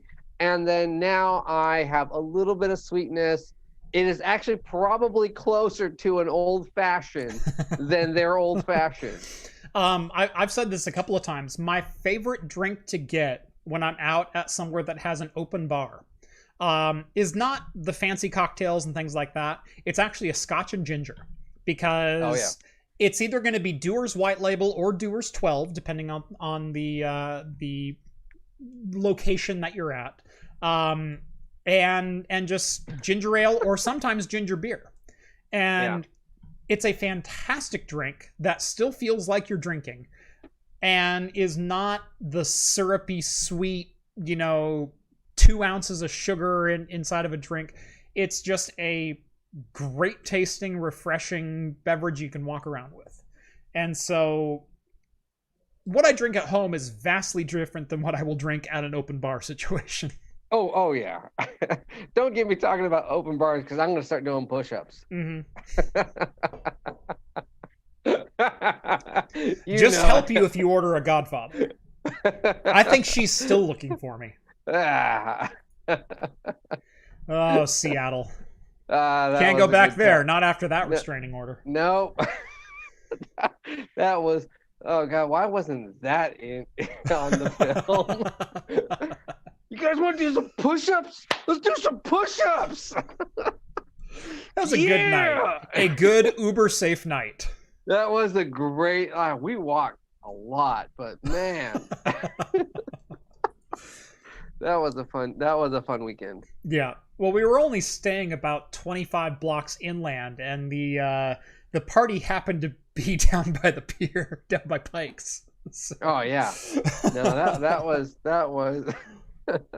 ah, man, that feels so long ago too. Yeah. Yeah. Anyway. What else do we got? We've got a couple of things to get to. Speaking of user privacy and how Apple is violating yours at every step of the way. Sorry, not to throw Apple under the bus, but anyway, this actually comes from a tweet from an independent journalist. I believe he's independent. Senior editor at Windows Central, excuse me. So not independent. This comes from the Twitter of Matt Brown with Windows Independent. And it's a warning to anyone who is registering for E3, because do you remember 2019 when E3 had this massive leak of press credentials and identifiable information, including home addresses and phone numbers and emails and all kinds of different things from credentialed press and invited guests of E3? Well, if you don't, let's just say I don't think they learned any lessons. So, this is a thread posted by Matt Brown. E3 2021 Media Portal, a thread. As the company that managed to leak all the personal data from media attendees last time, here's a great start. First off, your password has to be less than 12 characters, which means it's likely not hashed and kept as plain text in whatever system that they have that is fairly archaic for storing your password data. Let's scroll down a little bit. Oh, look, you can create an avatar. How wonderful. Too bad it runs on Java. We scroll down a little further. Create your avatar. I eventually got the avatar screen to come up, but now it is stuck with the Patrick Stewart mullet. The hair glitched, and I can't change it. Well, that's fine. That's just what I look like now. Let's go ahead and hit submit. Oh, look, unexpected error response from server. Okay, let's scroll down a little bit more. We have a jQuery JavaScript error. Let's scroll down a little more. 503, not authorized. Let's scroll down a little more. This was my favorite one. Don't forget to thank our sponsor who bought ad space inside the media portal, Norton 360 for gamers. Limited time offer, $1 for your first year. That was my favorite one. Well, let's scroll down a little bit more. E3's media portal comes with this weird friend-finding social feature to search all registrants, which means you can type anyone's name into the media registration portal and get not only their name and the fact that they're attending, but all of their personally identifiable information, including what outlet they're with, their home phone number, their business phone number, their address, their email address, and any other data that they happen to enter in for media registration. God, I know, I saw that. Yeah. So this guy just typed in a random name and he got a hit, and so he contacted them and said, you might want to hide this information, but yeah, it's all there and it's user searchable. Like, how? Oh, and sorry, this was my favorite one. The Battlefield. If you're going to claim that, I'm going to claim this. The default 404 page for profiles is a bootleg edit of Battlefield, watermarked courtesy of desktopbackground.com. That was my second favorite one. That's my favorite. Yeah, they couldn't even go to Shutterstock and get a proper actual proper one. Yeah. Just Battlefield. I'm sorry, we couldn't find that webpage. Oh, I'm sorry. And it's Battlefield 3. Mm-hmm. So, Matt, I appreciate your diligence in recording all of this information. I found it very funny, but at the same time, very, very frightening, because the same mistakes should not have been made twice. And it appears that every single mistake was not only made twice, but attendees are going to pay for it twice. So make sure you sign up for a Google Voice number so you can make sure to follow all of your phone calls and filter them as necessary. Get yourself a P.O. box like I do so your home address is not exposed to the World Wide Web. And maybe start writing under a pseudonym. That's my advice for attending E3 2021. This is not legal or financial advice. And any opinions held by the hosts here do not represent the official positions of Craft Computing or its affiliates. Nope. This is all satire. Yeah. Yeah, the executive board is going to come after me after this one.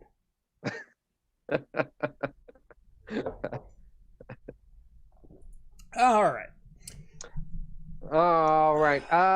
We got one more. What is... I'm going to make this personal. Okay. What is the worst update you have ever sent live, that you have ever put into production? Oh. Yeah, which is funny because I did one today, and a whole department complained about the stupidest thing, but I justified it. But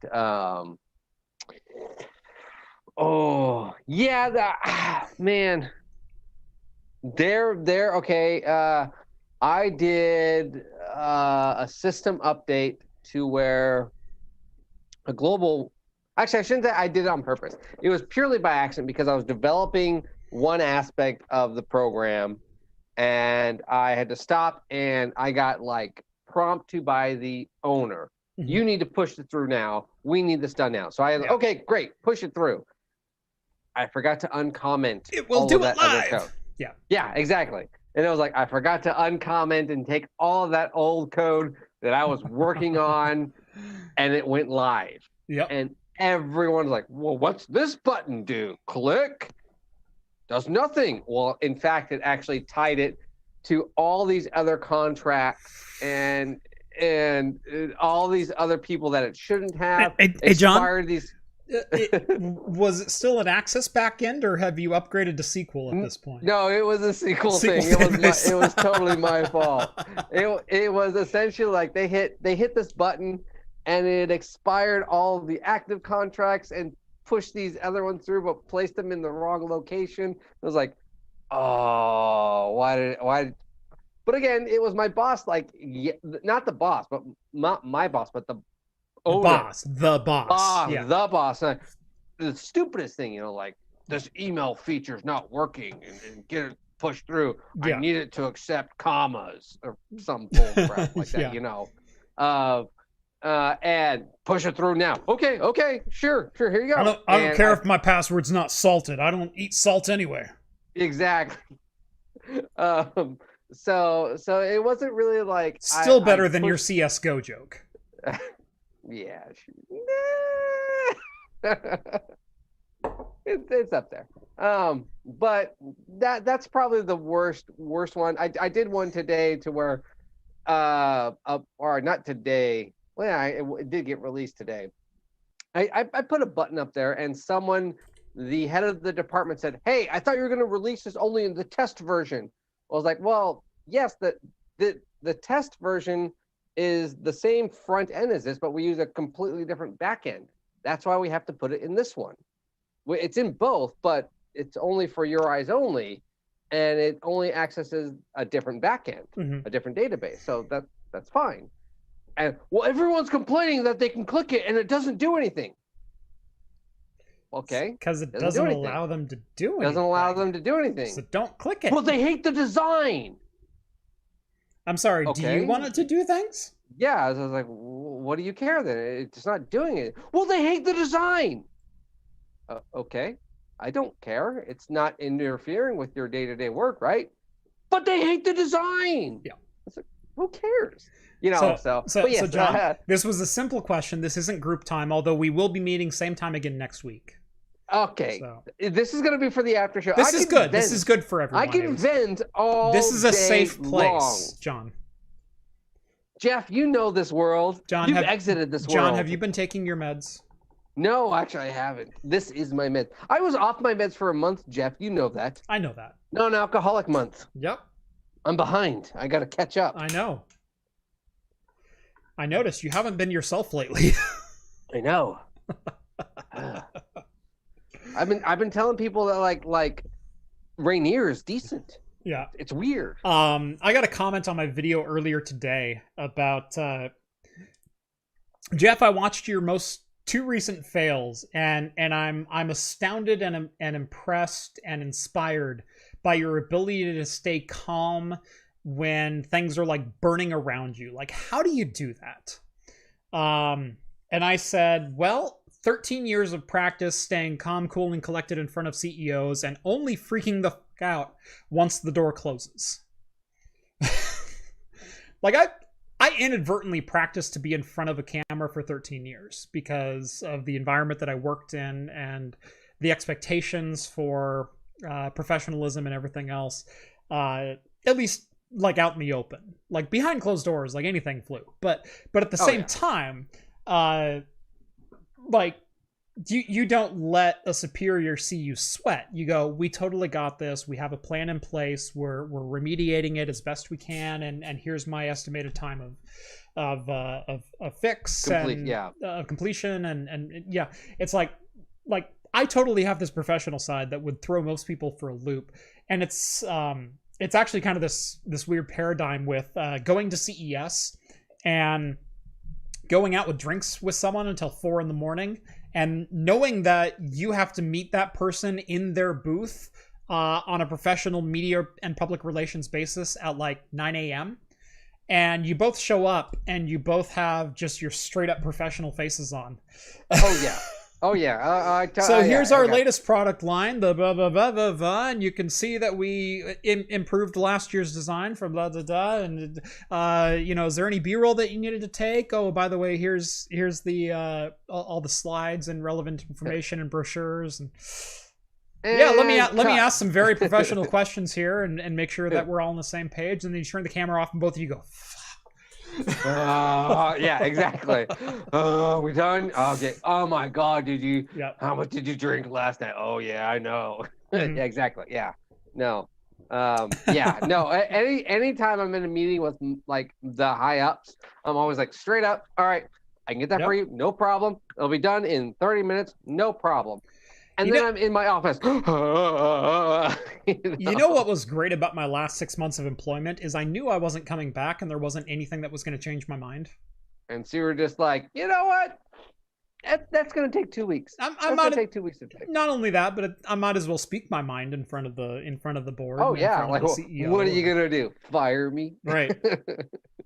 Oh no. What is one thing that you would tell our executive board that you want them to know? And I think I started off the conversation with stop pretending you're the smartest person in the room.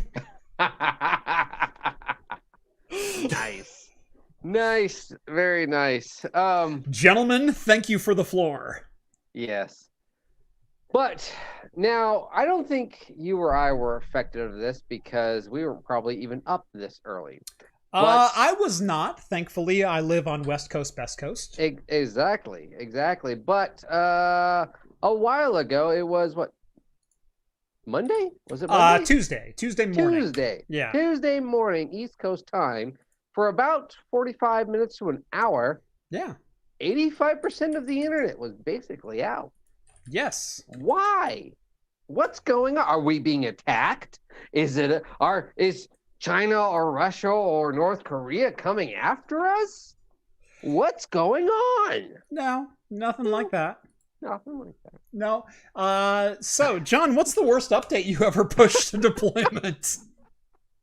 Yeah, not this bad. Not this bad. So, a single user updated settings on a main router. This was over in, was it Chicago, Carolina? Where was this one at? Some case East Coast. Yeah. God. Early on June 8th, the customer pushed a valid configuration change that included the specific circumstances that triggered a bug on our core routing switches, which caused 85% of our network to return errors. The bug had been introduced into the system on May 12th, but had laid dormant until the customer upgraded their settings on June 8th, which triggered the flaw, taking down most of the internet with it, including the PC Gamer website, which is the website we're reading this article on, for many users. Fastly spotted the problem within a minute, and within 49 minutes, 95% of our network was operating as normal. They're not sure of the financial impact at this point, but the downtime cost Amazon $32 million. And so imagine 85% of the East Coast internet. Yeah. How much that cost multiple companies, not just Amazon. Mm-hmm. This was a huge deal. This was reported as a possible hack. Yeah. I remember reading this, and it ended up being just, whoopsie, my bad. Yes, exactly. I didn't see this, and I cracked up so hard. I'll just push this small change to production. Dev is at Fastly 2 seconds later. Oh God! Oh God, yeah. That we broke some stuff. Yeah. Oh man. We've talked about this before, how we like to think of industry, and I'm just gonna say industry, not just internet, but industry itself as a fairly resilient organization, structure, etc. As like, you think of like the whole of the internet. Surely one data center in Chicago wouldn't spell doom for 85% of US net traffic, would it? Yeah. No, why would it? Who would put that policy in place? It's not the policy, it's just the routing. It's the routing of things, and but who would allow that? That's just irresponsible. Well, the internet allowed that. The way that traffic is routed, the location of data centers, how DNS works, because it's always DNS. And it's a good chance DNS had more than a supporting role in this one. But Stack Overflow went down, Amazon Web Hosting went down, Amazon Web Services went down, Amazon Retail went down, Reddit went down, Twitch went down, Cloudflare went down, Vimeo, Etsy, CNN, Weight Watchers, Spotify, eBay. The list goes on and on. Exactly. From some pretty major players in the web space. Yeah, it wasn't just like, oh, these two websites went down for a little while. No, 85% of internet. Mm-hmm. Internet. And again, when Jeff says Amazon hosting, imagine how many people, little businesses, host on Amazon. Yeah. Prime. Imagine how on many Amazon host. big businesses host on Amazon. Yes, exactly. That's not small potatoes. No, there are multi-million-dollar companies that host on Amazon servers. So that's money in the bank, and everyone lost money. And man, I want to see that guy's face that like pushed that update through. It was like, my bad, guys. Is it the dude from Airplane with the extension cord? Just kidding. Turns off the runway lights. Was that Airplane or Airplane 2? That was Airplane. That was first one. Airplane. That was first one. But man, but the number of main hubs and locations and specific addresses that I know of in the United States that, man, if something goes wrong there, like we talked about the fire at the data center in France earlier this year and how that affected a number of different clients and web hosts and things like that, from both leased spaces as well as first-party spaces.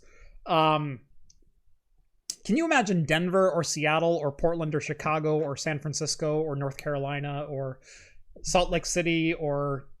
By the way, these are all major web hosting locations. Yeah. Main routing interchanges for the entire U.S. Like, You think the Transcontinental Railroad was a huge accomplishment? Think of the fiber network that spans to connect all of us together.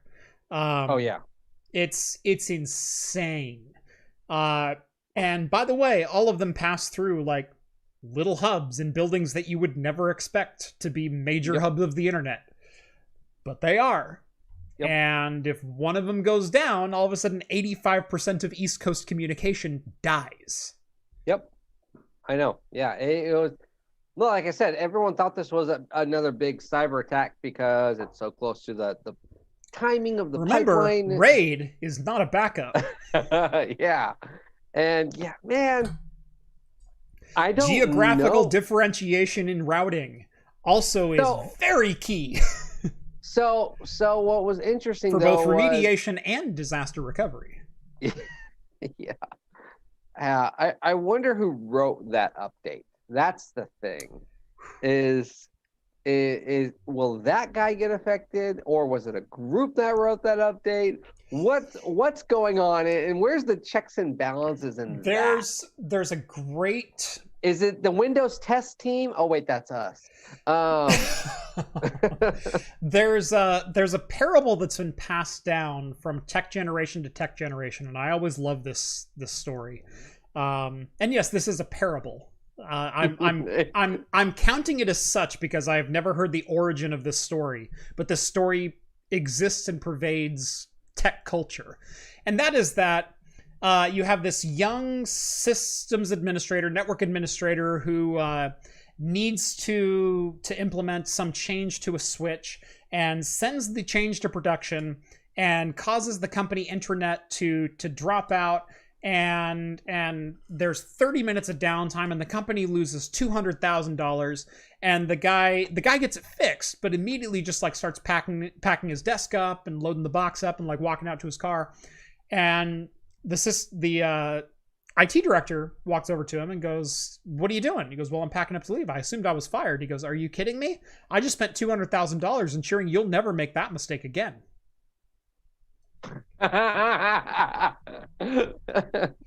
That's great. Like I said, at this point, that story is a parable, and it has 30 different ways you can tell it. But that's the way I always treated my employees, was everyone makes mistakes. Don't make the same mistake twice. And for this guy, I'm kind of hoping he never makes that mistake again. And something tells me he won't. I'm kind of hoping he doesn't move to the West Coast. I don't know, but something tells me they won't make that same mistake again. Oh, yeah. Or whatever team made that update, but whatever. Does anyone speak Jive? I think more appropriate to this conversation is COBOL. But... we do have a little bit of beer news to get to before the end of the show. Yes. Or before we want to just rant and rave and just talk about whatever entertainment stuff that we have. We got about 10 or 15 minutes left, so let's get through these. Maybe have a couple of minutes left for Q&A. Exactly. So this particular one, the first one, I was searching through the beer news like I usually do, and this one actually caught my eye because of something interesting. So Corona is going to be adding more barley to their beer, but not in the way you might think. We have done other articles about renewable sources, but they're going to be using mostly barley stock now for their casing. Yes, for the cardboard package that holds your six-pack together. So the barley seeds that are usually made for the grain, now the straw that is usually thrown away for either feed or just burning can be recycled. Ironically enough, there may be more barley in the packaging than there is in the actual beer. Exactly. That was the other joke, but you beat me to it. I will say, you remember when your mom used to tell you that don't eat that sugary cereal because there's more nutrition in the box? Yeah, there's more beer in the cardboard of the six-pack than there is in the actual six-pack. Yeah, but I really like this because... I'm sorry, John, I had to take the opportunity. That's fine. But I also really like this because, this is going to... right now this is only expanding in South America, and that's where they're launching it.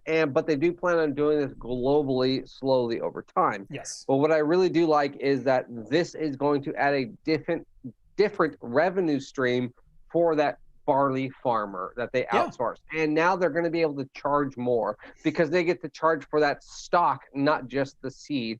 Right. And all around this, that's good for everyone. It's good for renewable resources. It's good for energy consumption. It's good for packing materials. It's good for recyclability because it's now insurably more recyclable than it was before. This is just a smart decision all around. And Corona, I don't say this often, but good move. Exactly. That's the only reason I did this. Like, you know, this. Wait, did I just give credit to Corona? And that's what I was like. I posted on here. I was like, can we even say? Can we say Corona? Good job. Can we say that on YouTube? Thank God for Corona. Yeah. The second one. Without that, who knows how many resources we would have wasted last year? The second one. By the way, I'm sorry. In the same way a comedian is. I had to say it, and now it's been said. You understand, we were laughing. It's a joke. It's satire. Yes. The second article I have, actually, I'm really looking forward to this. I want one of these too. Yes. These two. So Firestone Walker, Jeff and I did actually one of these 2 years ago, right? A year ago, 2 years ago. We did a review. They started releasing cocktail-based beers or inspired beers, I should say. And they basically decided to release. Here comes the release of two more, the announcements of two more. This year, in the 2021 year, they will be doing Firestone Walker's cocktail beers. The Old Manhattan. That is the one that Jeff and I did. Honestly, okay, how weird was it though how weird was it though that when we tasted it, we enjoyed it? So John and I had two different experiences with this particular beer. Yeah. John had two bottles of them. We tried them all together. Me, John, and Steve off camera, just out in John's backyard. I bought 2 boxes of them. And they were wonderful. It was a wonderful beer. We tasted the second one. Yeah, that's what we did. That's exactly what we did. Oh, man, was that awful.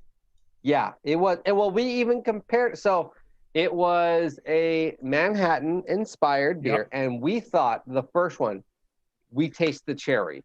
We taste the bitters. It was cherry. It was vermouth. It was It was everything that you like. All of the flavor profiles that you want in a Manhattan, in a fantastic barrel-aged finish barley wine style beer that is rich and flavorful and dark and fruity. But we 100% agree.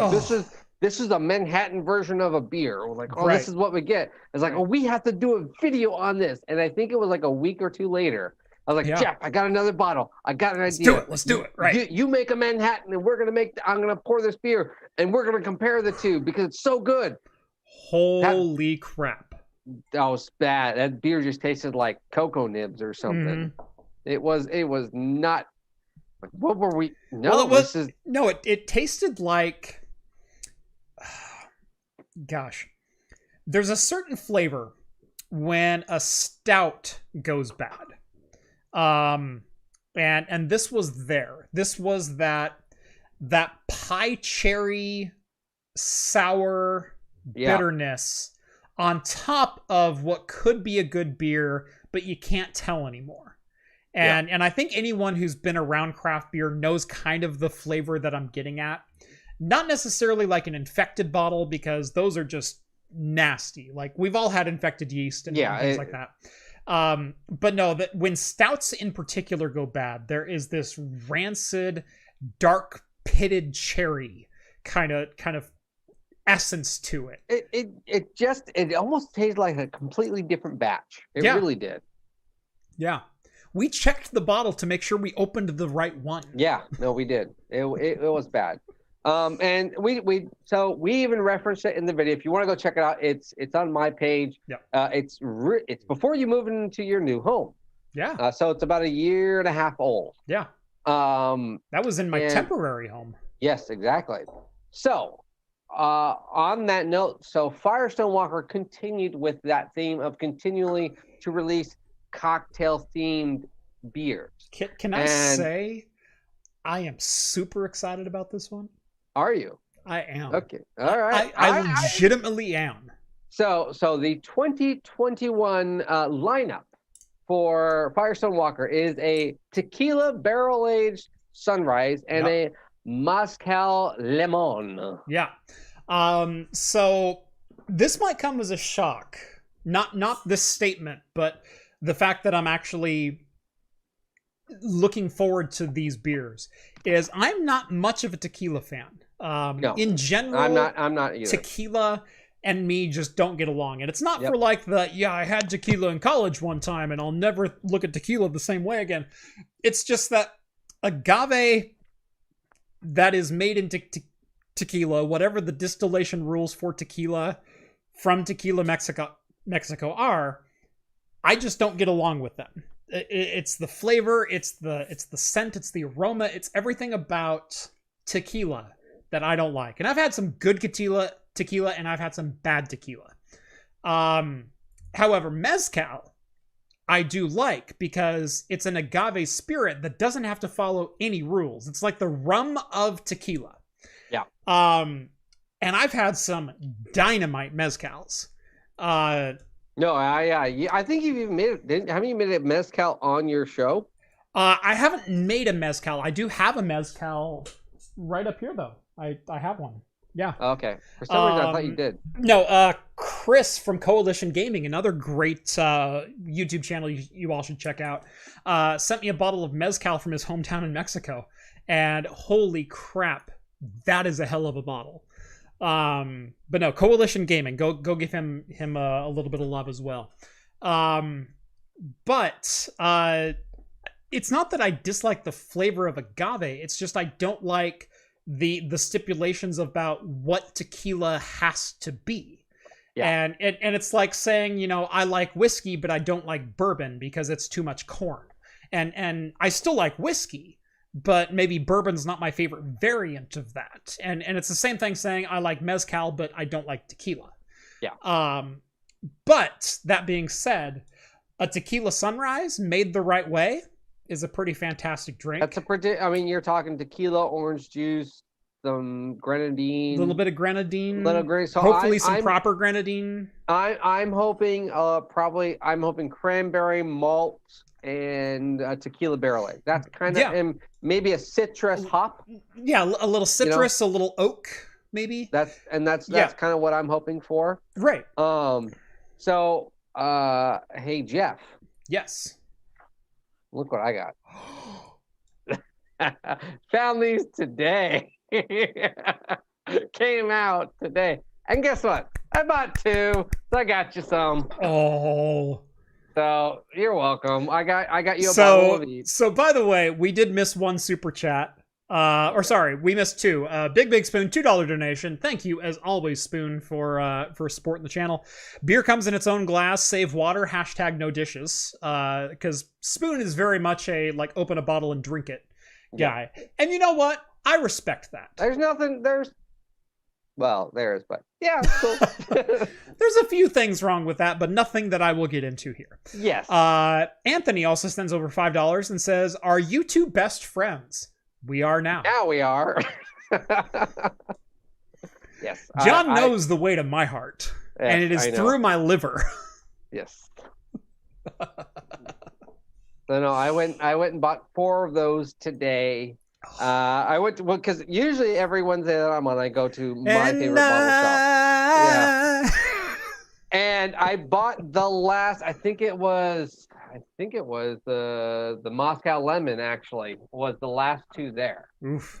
And because I only saw 1, and then I saw 2 in the way back, and I was like, "These are both mine." You. And then it was so funny because I posted this article on Monday or something like that. Yeah. And I haven't seen these before. And it's like, oh, I can't wait for them. Yeah. Maybe they'll come out in a month for over here, in Oregon. Yeah. And it was there. It was like, because buy them all. there is literally one brew house in Oregon that receives Firestone Walkers on release, and they usually get like a case. And that's it. And John and I are on the mailing list for this one particular brew house. I'm not going to give out their name because screw you. There's only 24 bottles and I'm getting there first. That's right. But John and I are on this list. And there's been a couple of times where John has texted me and said, hey, did you get this one? Yeah. Okay. Stop by on your way home. I'll pay you back the $150. I'll Venmo you. Just do it. Like, you know what I want. Just get it. And so like, I'll end up buying half the case. But, they only get some of the Firestone releases. They don't get everything, and so typically we have to wait like another 6 to 8 weeks for things to start trickling out here. These second runs. A lot of the places, a lot of the standard places are on like the second releases. It's not a very fair process because I know this process. Yeah, and it is a pay for play. It's pay for play. It's regional. It's who you know. Yeah. And so it is kind of a sneaky thing. And I do try to put my money toward the smaller guys so they can kind of like do that. So, what? Hello. Is it beer you're looking for? I can see it in your eyes. So, but I thought I'm gonna ransom these for you, so you don't drink the ones that are for me over at your place. Well, I've definitely got some of yours. I still have a Firestone of yours. Yes. So I've got a Firestone. I've got a Fort George. I've got some stacking up for you. Well, that's the thing is people start sending you stuff of mine. I'm like, oh, God, his list is outweighing mine. I have to balance. He's running out of leverage. He's not going to know if he gets all these. Exactly. So that's why I have to do it. And it's just like, I got to buy Jeff beer. This sucks, but I got to do it. So, yeah. So that's all of our news for the week. Yes. We don't have any entertainment stuff. If you have any questions, go ahead and chat us, super chat us, whatever. Make sure to join the Super Secret Discord because after this, probably within the next 10 minutes, we're going to be on a very selective few channel. Yes, on the Discord. We're going to give probably about 7 minutes to Q&A. Then John and I are probably going to go relieve ourselves really quick and then jump onto the after party. That's the problem with drinking 2 pints in just under 2 hours. Is, at the end of 2 hours, you're kind of going... I know. Hurry up with the outro, damn it! We really should do is if you could like somehow correlate the advertisements for each one of us to like I'll do one advertisement, you do one, or the co-host does one. We can totally do that. The other person goes in peace during. John, you have 60 seconds. Go. By the way, did you notice how well I timed both those advertisements with the outro being visit roguecast.com and visit linode.com, and both times they both switched over perfectly to whatever the logo or the promo code was. It's like, there you go. Oh, I've got them dialed at this point. So, all right. By the way, both of these it's 11 and 13%. Ooh. So very, very decent sized beers. Not that 8 or 6% cocktail inspired. No, these are big beers. Yep. So. Let's see. I can easily get you guys any Firestone beer that you want, says Nice Bryce. We may take you up on that. And, yes, I might. I hope you're willing to do multiple trips per year because... Yes, because there's a lot of stuff about once a quarter, I'm wanting like a case. I know they have a subscription member base that is limited release, and I will pay for your subscription if you will just ship me the stuff. We could be really good friends. Yes. That's all I'm saying. Jeff has some Firestone tires, slightly used for John. Now that would be an interesting. Can I burn Firestone tires to boil my water to make beer? Is that a Firestone Walker? You know, beer? We're not in California, so technically you could burn Firestone to make Firestone. Yeah, can I burn Firestone? In California, tires? It's illegal, but in Oregon, you can totally light up rubber. I'm gonna start a brewery called Firestone Rollers or Tires. Yeah. and it's all of our beer is heated by Firestone tires. Sorry, Rom chimed in with cantankerous, begrudging friendship with aggressive generosity is a perfect friendship. Rom. Oh, Rom knows our relationship perfectly. Well, he's been here forever. Yes, it is.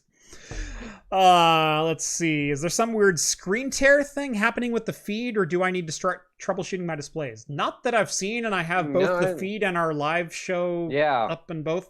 I think it's you, my friend, and I apologize for that. Rom asks if I can recommend him a whiskey. Ooh, what's your budget? Well, this is Rom, so I think it's like if it's under 200 US or 700 Australian, he's probably game. Whiskey or sorry, I don't know what the conversion is right now. Well, it's Rom, so I'm gonna assume Scotch. Yeah. Boy.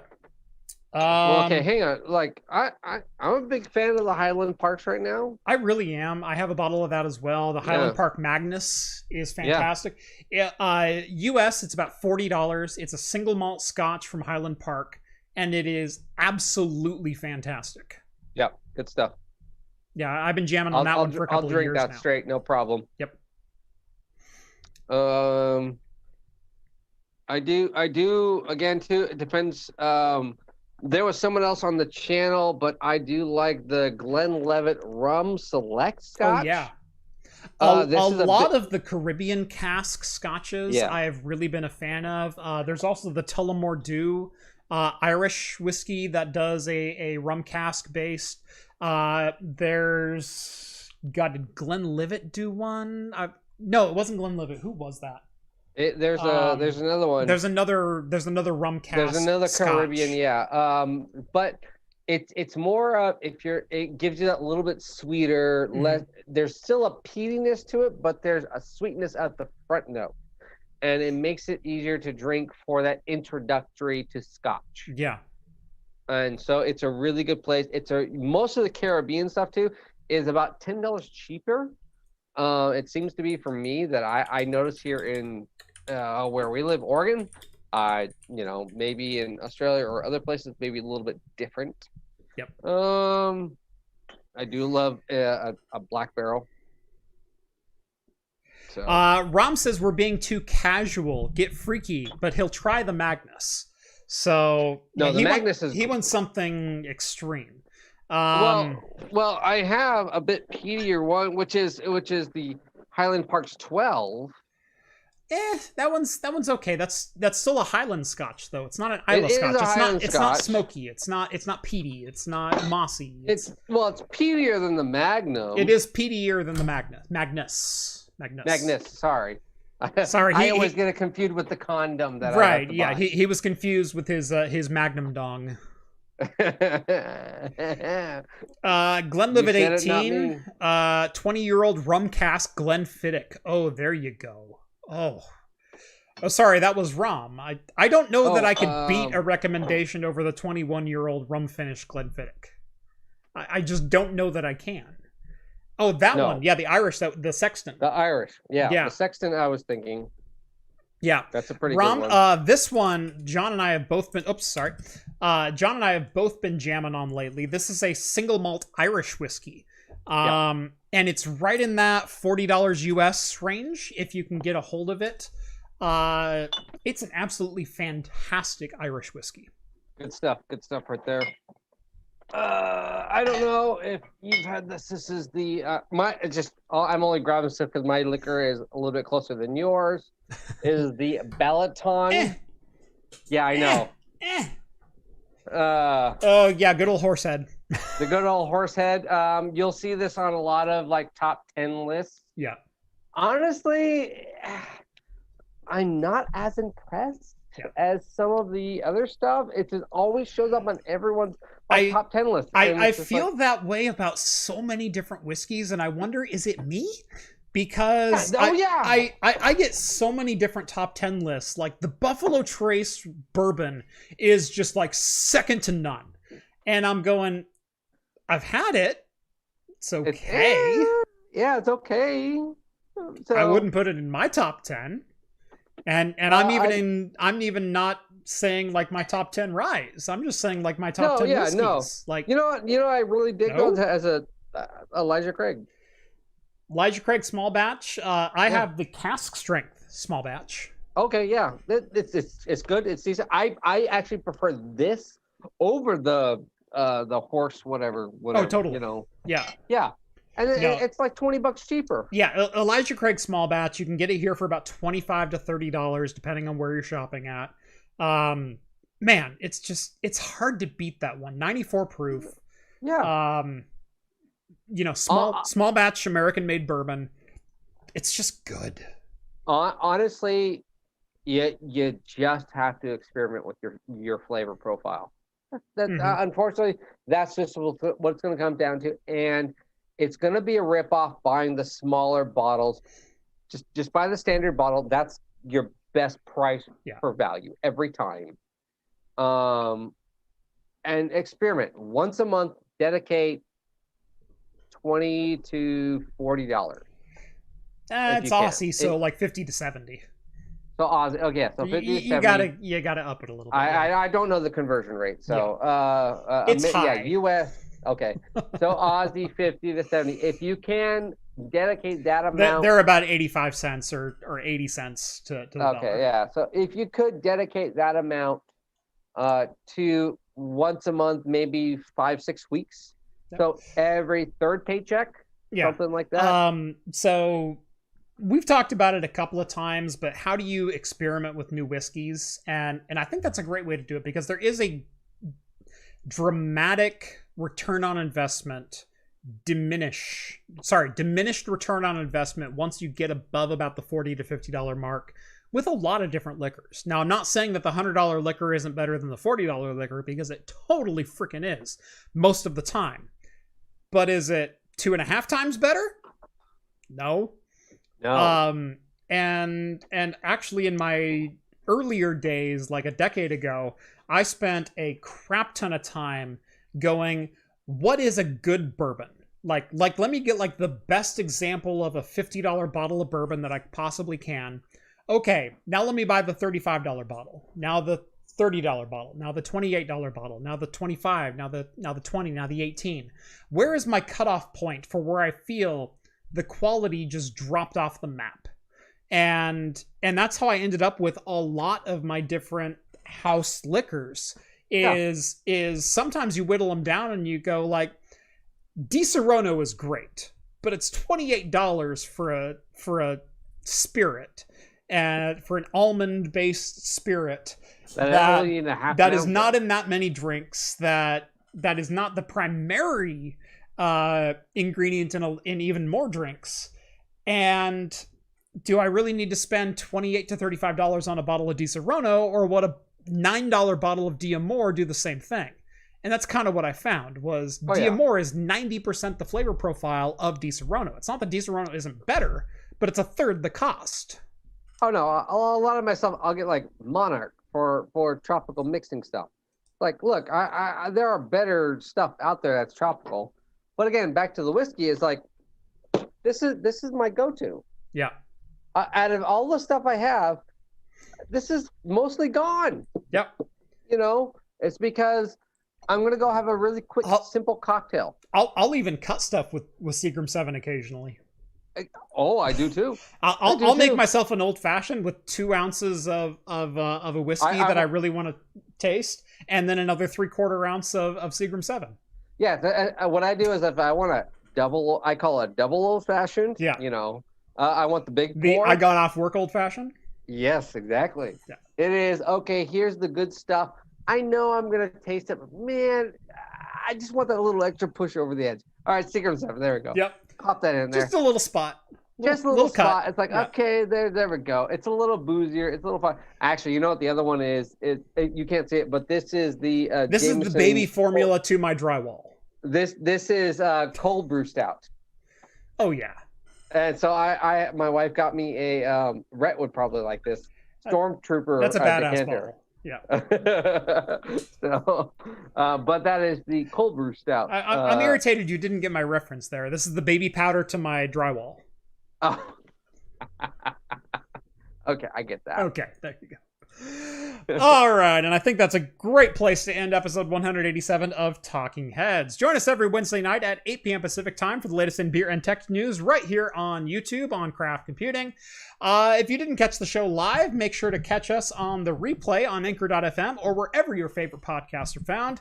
Leave a comment, make sure to like this video, and subscribe to Craft Computing if you haven't done so already. Follow John on Twitter at Hops and Brews, or subscribe to his YouTube channel if you like the beer content and want to see more of it.